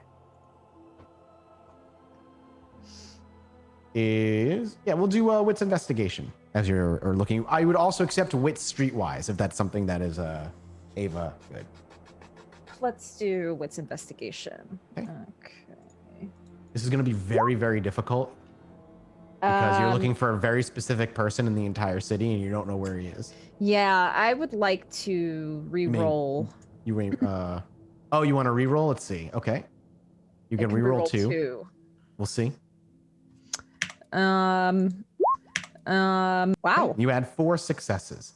You spend the next rest of the night looking for him, unable to find him. Oh, poor guy. I was thinking of lingering kissing somebody at the university. Absolutely, you're always welcome to. So I think if I can't find this guy, Wednesday night. It's party night. If I can't find this guy, I give up. I give up on him. You spend maybe an hour or two looking for the usual haunts, and then where you might think you like local clubs nearby, and are never able to find him and come across him. I'll head to a college party tonight. What kind of person are you looking to take with you on this evening? I want somebody who is a bit more, not as chatty as my other ones. One who's a bit more studious. I want. You want to go to the party and find the nerd that's only there once a year, standing up against the wall, awkward, and is exhausting his only social skills for the next. An anti-Chad. Yes. You make your way into the college with an ease that is still awe-inspiring for anybody who can watch. People walk by and they look at you, and even those who question you, you wave away, and it's nothing. There's plenty of parties going around. All the dorms, you can hear music and all kinds of different ones, and you just kind of eeny, meeny, miny, mo, which one's loudest, that's where I'll go. There we go. I got the rhyme out of my mouth. And you head over to the one that's the loudest, and you make your way in. Is Ava trying to keep to herself? I mean, it's hard for Ava to keep to herself entirely. She's gorgeous, but does she keep to herself and that awe stays off? Yes. She's going to try to also appear as a not as life of the party kind of It's hard to do when you look as you do, but you open the door to this dorm room and you step in, and there are bodies just mashed up against each other. Over in the common living area, that's kind of a living room / kitchen, as this is a dorm room that houses 4 different students. There is a young woman who's got that like chugging thing in her mouth, that little funnel in her mouth, and people are just pouring various different beers into it without even really paying much attention as to how she's handling it. As she's like coughing and beer is spraying, but she's still like fist pumping and trying to do it. And Ava, you can smell just the booze. It's almost clinging to you immediately, the smell of alcohol. And you quickly look around, and you don't need to make a roll. You can see in the corner a couple of people who are keeping to themselves. But then a shy looking, are you looking for a man or a woman, or does it matter to you? It doesn't matter to me, actually. Doesn't matter to you? Odds, you find a girl. Evens, you find a boy. Let's do it. Okay. What I say? Odds, a girl. Evens, boy. Evens, boy. Yeah. You find a young girl in the background who is sheepishly sipping on what looks like just a bottle of Coca-Cola as she's looking around, and she keeps pulling out her cell phone and texting. She's got short brown hair that's cut up to her ears, kind of pixie cut style, like that, really, really short. She's got big glasses on, but not in the nerdy kind of way, but like that's like the style she's looking for, those enormous kind of wide frame glasses. And the clothing she wears are plain, very, very plain looking. You walk over and she doesn't even look up to you. Initially, she's on her phone. Ava says, I was starting to think I was the only one at this party that also doesn't drink. She looks to you and then kind of sheepishly looks back to her phone, and she goes, yeah. Look, sorry, I don't normally do this, but I kind of hate this place. Yeah, me too. And she looks up to you and she gives you kind of a kind of this like shy smile. I'm only here because my friend really wanted to come. Yeah, my friend ditched me. So she actually points. She's like at the one who's now coughing and like gagging a little bit after gagging. She's like, "There's my friend." Oh, cool friends, I guess. He giggles. Can you give me, as you're, charming this lady a little bit? Mm-hmm. I wouldn't say seducing her by any stretch, but a charisma persuasion. Sure. Oh, Four successes. 4 successes, and you've it's at this point she actually kind of quietly pockets her phone as she looks to give you some more attention since you seem to be similar. Like she actually looks you up and down. She's like, "Well, you look like you're better dressed than I am, at least." I came dressed for a party, but I'm not really feeling it. I'm Ava, by the way. She reaches forward. You can call me Stacy. Stacy, nice to meet you. Okay, this is really weird. I don't normally do this, but do you want to get out of here? I don't know. You seem really cool. And can I get a manipulation subterfuge? Ava's trying to get on her level, but yeah. Remember also you're humanity 4, so you're taking a penalty on this. -2. Thank you, Mathis, for. You're welcome. I forgot. Always reminding me of the things. Yeah. -2, please. So manipulation. Manipulation subterfuge is you like, yeah, same, me too. Manipulation subterfuge. Okay. Wait, why'd you roll with only 1? One die roll. You got a -2. You should have rolled with. What's your pool total? 1, 2. 2 subterfuge and 3 in manipulation. So you should be rolling a total of 3. Right? So you're gonna you need to roll. You just need to roll that pool at a -2. I don't know what happened. Didn't modifiers. Roll all 3. It's just modifiers -2, right? Should be. All right, let's try. Unless those modifiers are like taking away 2 die from the roll. Maybe. Well, that's what they should be doing. But go ahead. She did roll 3 the first time. Did? Oh yeah, you're right. She did roll 3 the first time. I'm sorry. I don't know why I got really confused there. Because your first. Yeah, I'm dumb. That's fine. I'm fine. You say she's really cool. Yeah. And as she looks to you, I just want to make sure you didn't like crit fail. You didn't. As she looks up to you, she actually then, as she gives you another sheepish smile, reaches into her pocket and the cell phone comes back up. She's like, "No, I should probably wait for my friend." I mean, your friend looks kind of busy. I know. I got to make sure she gets home safe. I mean, Ava looks in her. I was gonna say, what are we gonna do? I was like, I don't know if Ava would have cigarettes on her. But I would just say, like, do you want to at least just like have a smoke outside or something? We can come back. It's not like we're gonna. Go ahead and give me another manipulation. We'll give you a manipulation. Manipulation persuasion. Anything to get her outside. Let's see. And again, -2. Don't forget. -2. Submit. 2. It's only 2 successes. They're hunger successes, but that is not a huge deal because you didn't hunger crit. Yeah. But with 2 successes after the initial first fail, she's like, I don't smoke. Thank you though. Okay. This is where Ava starts using the powers. Yeah. I tried, girl. I tried. I will entrance her. Okay, so that's the rouse check one because it's an individual. Yep. So that is get hungrier? Okay, hungry 3. Hunger 3. All right. And then I will catch do her my... eye. You're like, hey. And as you look to her and she looks up from her phone again, as soon as her eyes make contact yours, your blood thickens. You can almost feel the chills roll over your body. And what do you say? Just 1 cigarette. She puts her cell phone in her pocket. All right, I'll keep you company for 1 cigarette. Thanks. And you turn and walk and you lead her outside. Do you actually go outside? Where do you take her? Yeah, I would take her outside somewhere. Quiet, dark corner where nobody's around, where most people would go and make out and mess around. And as you make your way over there, do you even take out a cigarette? What do you do? I probably wouldn't, but I want to ask her about her classes, and if who are her professors and things like that. She's a math major, but who are you looking? Are you looking to learn about Cretia specifically? I'm actually curious, if she knows. You would specifically ask if she takes philosophy with Professor. I think he's calling himself Cretius, but he might be under a fake name right now. Let's see. Oh no, his name is Professor Columbaris. Oh, interesting. Okay. Yeah. Professor Columbus. If Ava would know that, you would. And I you would. think You were she just would, in there. That's true. That's true. Then she would ask if she takes any classes. With him. She when you say that, when you ask for that, she starts giving you classes, and then you ask for about that specific one, and she actually nods. She's like, "Oh yeah. I really enjoy philosophy." Oh, cool. What do you think of him? I was thinking of taking a class with him next semester. Oh, he's kind of grumpy.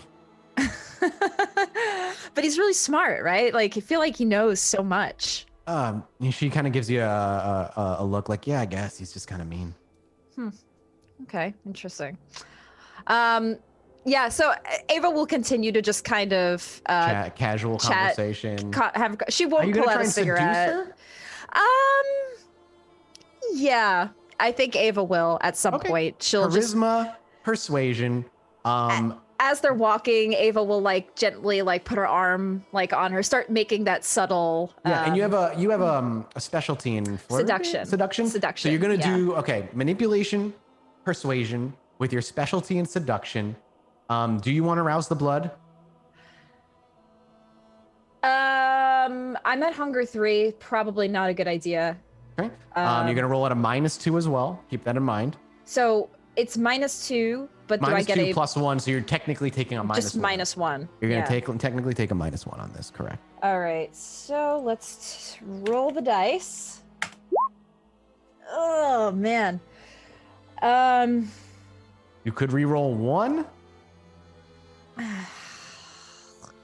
To give you an idea, 2 is a straightforward success. So seducing somebody who's already in the mood. This particular person doesn't seem to be interested in that.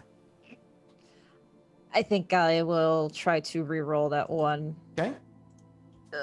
Let's see how it goes. And how much willpower have you used so far this session now? I've used 3. This is my 4th. No successes. And she continues to turn you down gently and as politely as possible. If the conversation starts going in that direction, she kind of readjusts the direction it's going. Actually, isn't rolling at -2 so fun? Isn't she still entranced? Give me the length. Does it say scene? What does it say? Night or scene?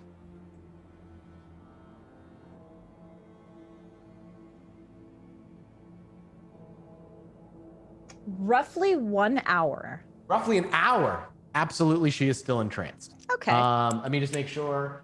Blah, blah, blah.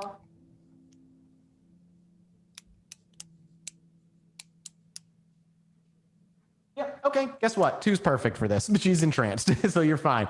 So she just is super. So rewind. When you're talking about it, not only do you lead her in that direction, she ushers the conversation in that direction once she realizes that's what you're after. And once you're around the corner, it's as though the cigarettes are forgotten. And she's like a little, she's very, very nervous. Do you just kind of lean in? And then as you go for a kiss, you just bend the neck, bite her neck, and her eyes roll in the back of her head. Now you use lingering kiss, which I believe is also a rouse check. It is. So I need a rouse check right now, and this could change a couple things here. Cost free. Oh baby, it's cost free. Even better. So you feed. Do you feed 2? I would like to. Yes, I'll feed 2. Go ahead and feed 2. You're down to 1, and you lingering kiss her. Whew. Okay. Now you have an in at the college in a way. Yes. She will be out of it for the night. 2 is a lot, and that's going to basically treat her as though she's very drunk. She's incoherent and on the verge of going unconscious. She can kind of guide you back to her dorm if you so choose. You could also bring her back to the party where you know her friend is at. I want to guide her back to her dorm so I can find out where she lives. It's a long thing because you have to jostle her awake a couple of times and like have her like point. She's a little giggly, a little out of it. But eventually you are able to get to her dorm. You reach into her pockets to find the key and are able to swipe it to unlock it. And you bring her in. You're not sure if you're putting her in her friend's bed or her bed, but it doesn't matter. You took her back. She's not dead. She's still useful to you. And that's all that matters. Okay. All right. And after your that, particular evening. Yep. Ollie did what he was going to do for this evening, which was that. Dakota, was there anything else you wanted to do on these last 3 hours or so? You followed her back to Boss's place. I imagine you're going to head back to. Everybody's going to go retire for. If everybody goes away, I think Dakota actually takes herself back to the train yard, and we see her like waited out, and she might actually tonight. Actually, Dakota needs to feed again. Okay. I'm pretty sure I'm at 3 again because I have failed every rouse check. No, I lie. I'm at 2. Okay. I lie. I'm only at 2. Okay, so I'm good. Dakota will stay in the train yard tonight. I think that she will. You're gonna meld with the earth and just rest underneath one of. So you need to rouse for that, right? Yeah, but I think there's definitely like the empty train yard vibes. I've left her feeling right. We kind of watch as the camera's lingering rough. far above as she kind of wanders aimlessly through the trains and between them a couple punches and the like. You will get hungrier, but that does take the place of your rouse check for the next in the morning. night. Yeah. So you're all right. I'm You're fully okay there. Healed, so we should be good. Yep. So as the sun is ready to crest over the sides, as we see Ollie retire for the evening, Ava retire for the evening, our last to catch is Dakota as she kind of stands in one place, and you watch as the ground kind of ripples like sand with air running through it, and she just kind of goes right under the ground, and the ground itself raises by an unnoticeable half an inch or so as you kind of fall into the deep earth, and there the sun will rise, and everybody will be there for the next evening with a rouse check. Ava gets hungry. Ollie gets hungry. And Dakota already rolled her rouse check for meld with earth. And so as everybody awakens, what's everybody's hunger at now? 3. 2 for Ava, 3 for Dakota. I got a 4. 4 is dangerous for dear Ollie. Ollie, how are you going to feed this evening? You are shaking, and you know the dangers of feeding when you shake, but you have to master them. If I'm going to be at the pub, I'm going to feed at the pub. You're going to head in the pub, and if you ask if there's anybody who needs to be taken care of, there is. In the back, they're already unconscious at this point. They've been here for just the night. An older man who is you've been told is under the thrall of alcohol. As you reach down to feed on him, can I please get a hunger frenzy check?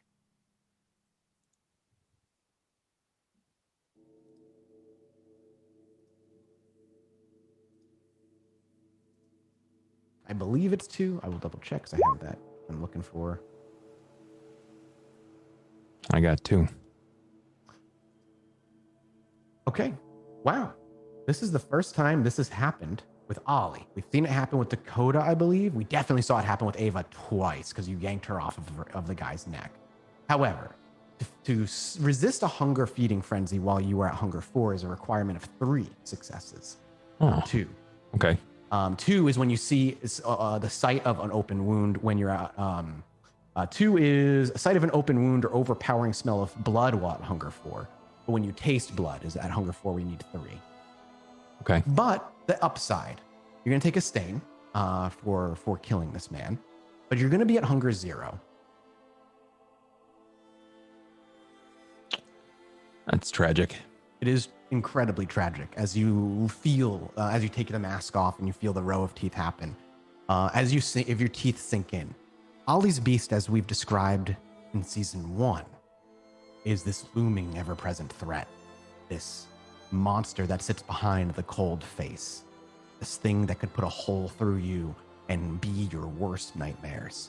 All being held together by the calm, collect, emotion, and humanity that is Ollie Hopkins. A lot has happened these past couple of weeks, and you have held this thing at bay every time. It has rattled at your cage when you fed, and has rattled at your cage when you've seen those that you once loved and those that you love now. And once it even came free. But that was a different freeing feeling. The chains being broken and it completely taking your body for itself. This is not that. While it is certainly in control of you, you feel yourself kind of pushed to the back, your own consciousness forced to watch as the beast says no more. You've put me at bay long enough. I'm going to get what I want, and you're going to watch. You're there and you're present, and there's nothing you can do while your body does something you wish it wouldn't. The last drop of blood comes out of this man's body, and so too does his soul.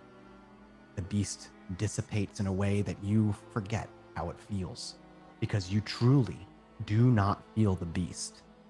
He or it is absolutely gone. It's not a shake. It's not a nagging itch to feed. You feel completely satisfied. The body lies cold beneath your fingertips. but you are not hungry. And for the first time, has Ollie ever fed to Zero? I'm trying to think if he's fed to Zero. I don't think he has. No. And so for this, the first time since you have been in this unlife for 14 years or so, you do not feel the curse of eternal hunger.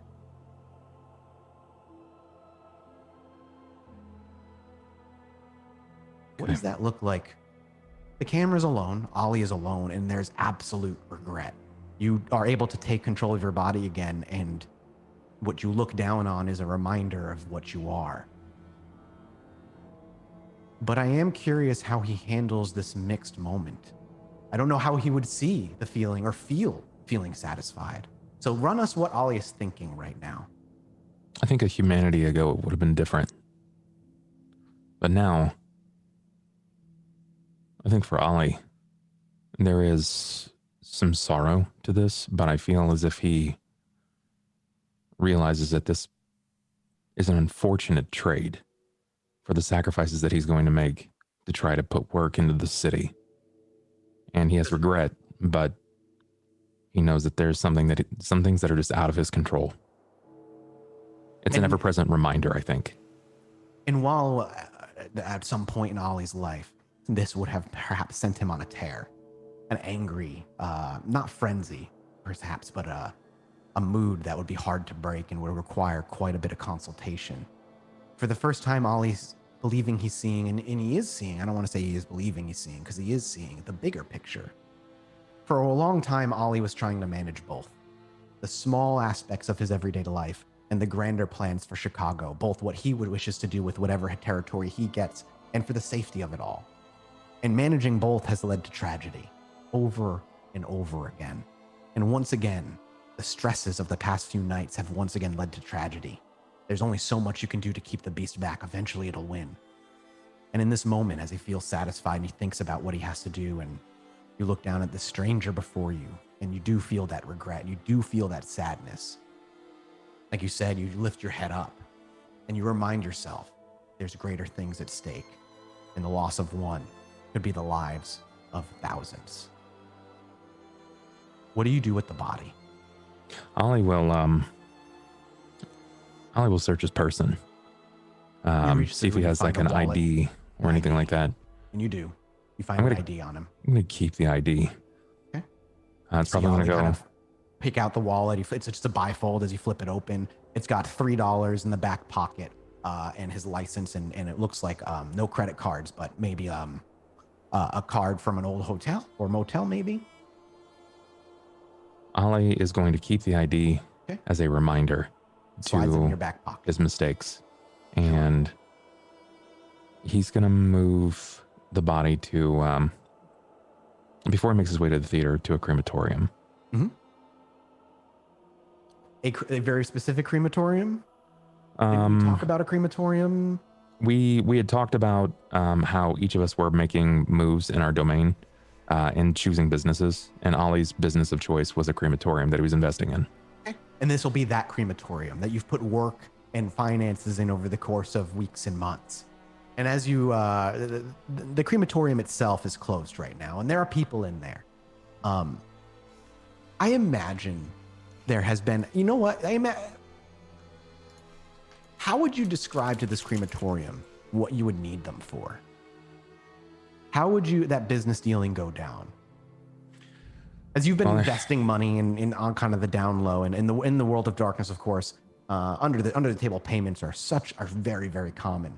And every business is on the verge of going out. And this particular crematorium was on the verge of going out of business until Ollie came around with money from Nazi gold that had been taken a long while ago. And you gave them a second life. And initially, I imagine there was no price, simply a good deed for maybe a good deed down the future. Yeah. And certainly they may have been a little suspicious about such things, but welcome to Chicago. And you've never had to call on them before. The mob presence is not exactly shy in Chicago. Everyone is aware of it. And Ollie would have presented himself in such a way that he was mob presence not kindred presence. I imagine so. And that's easy to do too with your contacts and your criminal past and those you know through other various means. And if they ask, I think that Ollie would probably say that he gave his life for Chicago. They wouldn't ask. I will say that. However, could I get from you a charisma? I want to say charisma persuasion plus however many dots you have in criminal contacts. Yeah. I've got I'll two even dots. know. You know what? I apologize. Give me dots. charisma streetwise plus however many dots you have in criminal contacts. That's a sizable amount. Yes, you said charisma? Yeah. It's going to be charisma streetwise plus your dots in criminal contacts. Yeah. 3 successes. You could roll 3 more if you wanted to, but I will. Use willpower up for me, please. Yeah, you got it. I got 2 more with a total of successes. 5. Not only have these people been more amicable, however, through the last couple weeks or so, as you visited them and maybe dropped off a cash deposit, you've worked out a system. Should you ever need any help, there's a back door you can go to. You tag a note on it, let them know who it's from, and you leave it there with a definitive number of knocks on the door that's locked. It'll be taken care of. Just don't be there when the door opens. That's the only stipulation. Got it. And so we see, do you put it in the body in a bag or do you just kind of plop it out the front door? There would be something, maybe blanketed. Okay, well, you got a big old blanket. You kind of wrap it in as best you can. Maybe even a tarp would work too, whatever Ollie would grab. And you just kind of on a sticky note with a Sharpie, write,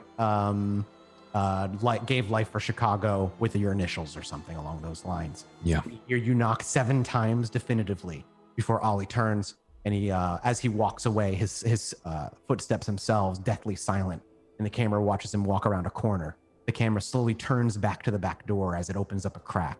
We see a man in orange overalls look down and then around before he quietly reaches down, grabs the blanket that's all tied up, and starts hauling it in. As soon as the feet pass the doorway, we see his hand reach out and grab the handle and slam it shut. The slam door shut echoes through as we pan out from that moment. Body taken care of, Ollie fed. Everybody else already roused, not gonna feed? Is everybody else good on feeding, or does anybody else want to feed? Good on feeding. I see a dot hand up. I would like to feed, please. Okay, where are you going to feed? Our domain. Okay. How many times has the domain been fed in recently? Do we know? Have you Dakota's fed in it? Ollie doesn't feed. Ollie's never fed in the domain. Ollie hasn't fed in the domain. I just don't want you to, because there is overfeeding. You have 8 blocks, and that's, if you feed X number of times through the week, it becomes noticeable because people are going to start, there's like suddenly this weird rash of a disease that like lots of people are getting in this one area. I mean, there would be, I could feed in Gangrel territory. You've got Gangrel Place, you could go to the rack, that kind of thing. So I just want to bring it up that your domain has been touched a little bit. Ollie's bar has been used a couple times. The rack is open right now, or you could poach somewhere, or you could go feed in off. Can you feed off wildlife in the Gangrel territory? What's your humanity at? 5. Or is not humanity? I think it's blood potency. It's 1. Okay, so you should be able to feed off animals still, no problem. If you want to go hunting for an animal. Rack, human, woods, animal. Your choice. Great. I'll go. I guess I'm going with the rack. Dakota hates the rack. I know you do. Roll away. Strength brawl. You're all frozen for me. Uh-oh. Oh, no. We can see you just fine. Okay. And we can hear you if it means anything. I can't. Oh, my whole monitors are frozen. Have a 6. Okay, well, 6 is plenty. You easily are able to feed. 6 crit, nonetheless. My monitors disappeared. Okay, we're back. Maybe it's because I didn't move my mouse. I don't know. Whoa. Now, does that, correct me if I'm wrong, does that count as a messy criticaled. Yeah, that's what I was waiting on you to get back with us. Are you with us? Sorry. Yeah, you're good. Yeah, 6 messy critical. Would you like to use a willpower and re-roll that 10 on the top? I guess I probably should. It's your choice. What's your willpower? How much willpower do you have left? I still have 2. Okay. I won't be able to get it all back next time, nope. though. It's your choice. Past 3. Now, you know what happens when you messy critical on a feed. I'm going to kill him, right? Yep. It's a tough call because you're low willpower. It's tough. This has been you guys have been using a lot of resources today. The dice are just not being kind. Also, well, yeah, true. Yeah. Okay. This is, and I'm not supposed to kill people in the rack. I mean, you have that's a completely illegal maneuver, killing anybody in the rack. It's easier when it's in your domain because it's your domain. Who am I feeding on? Am I like? I in imagine one of some the clubs? scumbag guy that you pulled out from an alleyway that was drunkenly hitting on a girl. Your MO. Your typical MO. My in typical. The rack, Okay, great. In the rack, great. it's so easy to get. Great. As long as it's my typical MO and I'm like out back in an alleyway, I think. Oh, I'm gonna be really honest. There's a part of Dakota that just doesn't give a fuck. But it's a risky move, and she's done this before. This is why she hates the rack. Okay, I guess Willpower? I'm gonna have to willpower it. You only my suggestion: just re-roll the 10. Don't re-roll 3 die. Just re-roll the 110. Oh, so that it doesn't. That way you just have a chance because you could re-roll another 10 on any of the other die, and you don't want to do that. Lower chance. Okay, I failed there it. you go. So With 3 it's a successes, 3. You feed without murdering, at the cost of low willpower the next session. She thinks about it. She really Dakota does, thinks long and hard about just draining this dude all the way through and feeling a lot better about herself today. But she doesn't. She does leave him dumped in the trash, though. And Ava, you said you're good. Okay. Yep. I imagine, as always, like every night, the 3 of you come together before business is needing tended to. As always, we're also kind of running low on time, as we tend to be. Towards this particular point, you guys have been so efficient and lately too, and things have been going so well for all of you for the most part. Yep. As the 3 of you come together, I just want to open the floor as always. Is there anything the 3 of you would like to discuss this night before I either take the reins, or is there something specific you guys would like to do? Ollie would let Dakota know that he gave Grant the book. Okay. He said that he would. He said he'd be reading it after work. I hope he enjoys it. New York Times bestseller. Yeah, with any luck, maybe we'll get through to him. And he definitely has some interests. When I caught him, he was actually in the midst of waiting on Artie to feed. He said he wanted to watch it. Ugh. Yeah, in a really weird way. Ugh. Really, really weird way, like almost perverted. Grant's a little horn dog, but I don't know what kind of shit I don't want to claim to know what he's into.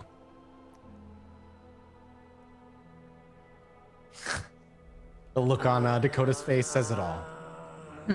Hey, anybody else have exciting news? Yeah. I went to find some cages to rebuild what was in the basement here. And the cages are gone. It's all cleaned up. But I did come across something weird. And under normal circumstances, I wouldn't have said anything. But because I went through the Labyrinth, that's what was weird about it. Ollie would produce this iron key. I found this iron key right where those cages were at. I kicked it. It was totally by chance. Felt around for it. Still have a hard time seeing down there at times. And, well, I found it. There was nothing else to say about it. There was no doors, though. No keyholes, no nothing like that. But when I went into the Labyrinth, that's when things got weird. The key got heavier. Kind of like it was pulling down. I thought, like, magnets have been around for forever. But this was strange. This was more than that. It was like it was, I don't know, like someone was pulling on it. But when I got back out into the sewer, it was a different story. It went back. Same ass mundane key. I just didn't want to let it go. It's a little strange. Labyrinth is a weird place. I'm not surprised that you found something out of the ordinary. I found this in the sewer before the Labyrinth. Oh, before the Labyrinth. Yeah. Room that led into it. Remember the hole you fell in? Yeah, with Crowley. Yeah. Crowley? Oh. That room. No, the room that Ava, you, and Crowley stealthily took out 2 dudes before going into the hole. Right before you went into the hole. That room. Yeah. Right. Where the cages. Yeah, okay, where the cages were. Mm-hmm. Okay. That's where the key was found, and he just barely caught it with the roll that he made. I mean, what if they dropped the keys in one of the cages? I don't know. Those cages were like animal cages. A little different. They weren't wrought iron. They were steel. Looking at the key now more openly, Dakota and Ava as well, and knowing what the cages look like, there's no way that thing fucking fit in one of those cages. This is old. This is way old school. This is one of those kinds of keys you accidentally find behind a floorboard in an old house that you moved into 10 years ago and never thought about. I have a thought. The pawn shop, the lady that works there's on level. I bet she knows a locksmith. I bet he could tell us what it fits. Or at least a time in which this kind of lock was made or from. Yep. That could be useful. Yeah. It's just too weird to ignore. I mean, I imagine she gets stuff all the time that has old locks that need to be broken or fixed.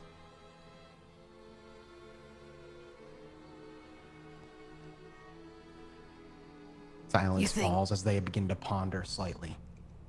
You think, it just seems really careless to drop something of great import. Not unless something was happening by accident, right? I mean, how many times you let the ball fall or drop because you caught off guard? I'm a victim of it.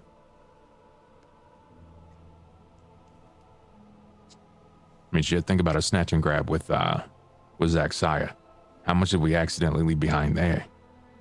It's hard to say. We never went back. My guess is whatever happened, it aligns with Sybil. And they never came back. They just cut their losses. That or that person that dropped this for some reason, they never lived to see the light of day again. Either way, I think it's important, at least for some reason. No, you're right. I think we should hang on to this and dig a little deeper. See if we can get some information on this key.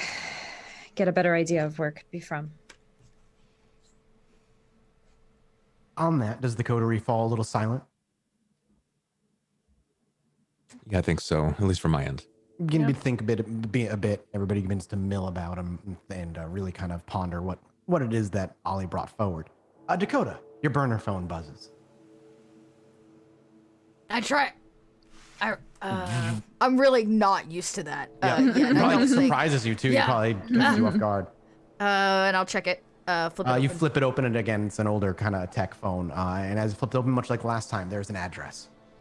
This time, it's it's much closer to Jackson's little apartment suite that he owns. Oh yeah. I look at the two of them.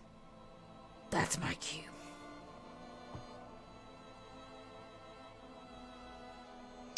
Well, I mean, you gotta run, or you want some company? Yeah, I don't. Didn't say limited. He never said limited. I don't know. I don't really know how this works. He calls me on this. And kind of dangle the burner phone in front of them. Yeah, or he texts me. Well, there's still plenty of night. Why don't I run with you? Okay. Ava? I'm happy to tag along as well. I don't really have any plans for the evening. Well, suit up and ship out. So everybody gets ready, and off that way you go. We blur cut over to that large estate that Mr. Jackson resides in. And we see the rest of the coterie walking their way up. Whether they drove or not, they would have parked further away. But the camera stays a little further back as the three of them walk forward. And as they make their way up the main path, up ahead, you can see actually Mr. Jackson having a conversation just on the front door to this large building. And there he's speaking with somebody that you've only caught glimpses of momentarily. A short 5-foot man with bald head and a long beard of elder age. He turns to see the both of you and gives you all kind of just a squinted look while Mr. Jackson steps forward with a pleasant look. They arrive. Oh, hang on. I gotta bring my voice a little lower. Yeah, Mr. Jackson turns to the rest of you and simply says, they've arrived. Dakota, Ava Heloise, Oliver Hopkins, I'd like you to introduce to you to Cretius, Professor, and somebody that I believe would have great interest in tonight's discussion. He gestures inside and walks in. Cretius follows, followed by the three of you. And as you follow in, the camera watches as Jackson looks outside to make sure there's nobody around before walking in and shutting the door. And as the camera comes close to the doorknob, just as it clicks shut, on that click, we cut to black. And we'll return next week with the meeting between Jackson, Cretius, and our lovely little coterie. Cool. All right. Looking forward to it. Me too. Awesome. Maggie? Yes. Hello. Well, that was an interesting ending. Leave it to Mathis to leave us on a little cliffhanger to find out what happens next. I gotta to keep us going. Yeah. Till we make it to next Saturday. I'm sure we'll have a good after Hey, Mathis, I show hate to about be that. this person. I may not be available next Saturday. So if you want to have this conversation with Dakota involved, you may want to have it now. Or we could skip it and we'll have to flash back to it. Yeah, I'll figure it out. We can't do it right now. It's a long one. There's a lot of things that need to be talked about here. Okay. And I'll make a note of that. Oh, yeah, and whoever stained, can I get humanity rolls? Whatever your willpower is, plus 1/3 of your humanity rolled, rounded down. It's a willpower roll. Are there any modifiers or just Nope. clicking Yeah, humanity? it's just your willpower is however many empty blocks you have, minus the stain. Yeah, there's just a humanity button, and I was wondering if. Okay, if I think that'll include the stain in its roll. I'm pretty sure. I don't know for certain though.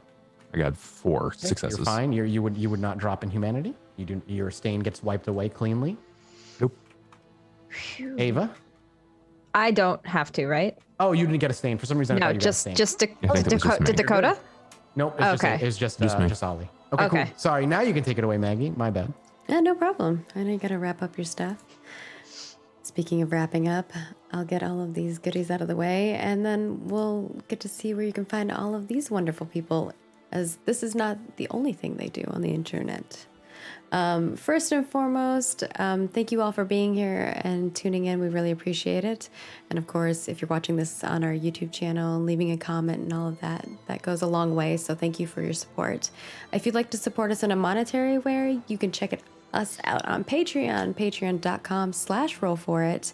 We have a whole bunch of goodies up on the Patreon right now, as well as like a lot of past stuff. So got a lot to catch up on if you're new.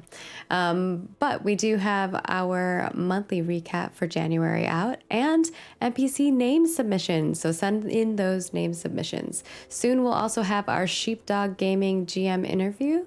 So you'll want to check that out if you're interested in our new show, The Last Ditch Season 2. We're going to Caddick, and this time we're bringing backup. And of course, you can subscribe to us here on Twitch or become a YouTube member and you get access to our emotes. And if you're a Twitch subscriber, you get access to our early video selection. And if you're a supporter in any realm of monetary means, you get to be part of our Discord. So come chat with us for some good behind the scenes discussions. Speaking of behind the scenes, we're going to go record an after show that you get access to on our Patreon. But before we do that, we'll go around and say where you can find everybody at. This time we're going to switch it up because you know who doesn't ever get to go first or last? The Bubbernut, who plays the one, the only, Ollie Hopkins. Where can people find you at? Mostly on the internet, actually. Just look for the Bubbernut, and I am telling stories, running games, playing video games. Man, I'm just kind of all over the place. Just look up the Bubbernut, and you'll find this mug in some persuasion of it. And you can check me out on twitch.tv/the Bubbernut. Tuesday nights, I'm running The Haunting of Harrowstone, which is the Pathfinder first adventure. Maggie's actually part of it. And so it's kind of great so far. It's been very, very fun. Additionally, Wednesday nights I do some stuff with the same or a very similar squad and more Pathfinder stuff.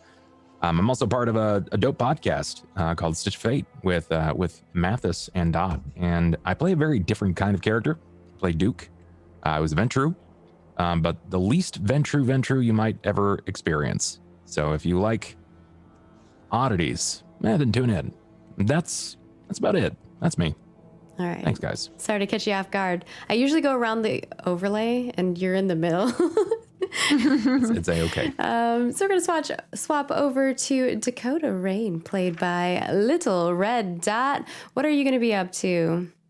Oh, hi, friends. I'm Little Red Dot. That's where you can find me. Pick a social platform or Twitch and do the searching. And you'll find me rolling dice and playing games with people like this, making podcasts, producing stuff for Kobold Press. Yeah, that's it. That's what I do. And our last coterie member, Ava Heloise, played by Miss Magitech. Where can people find you at when you're not cyberpunking? No, I'm just kidding.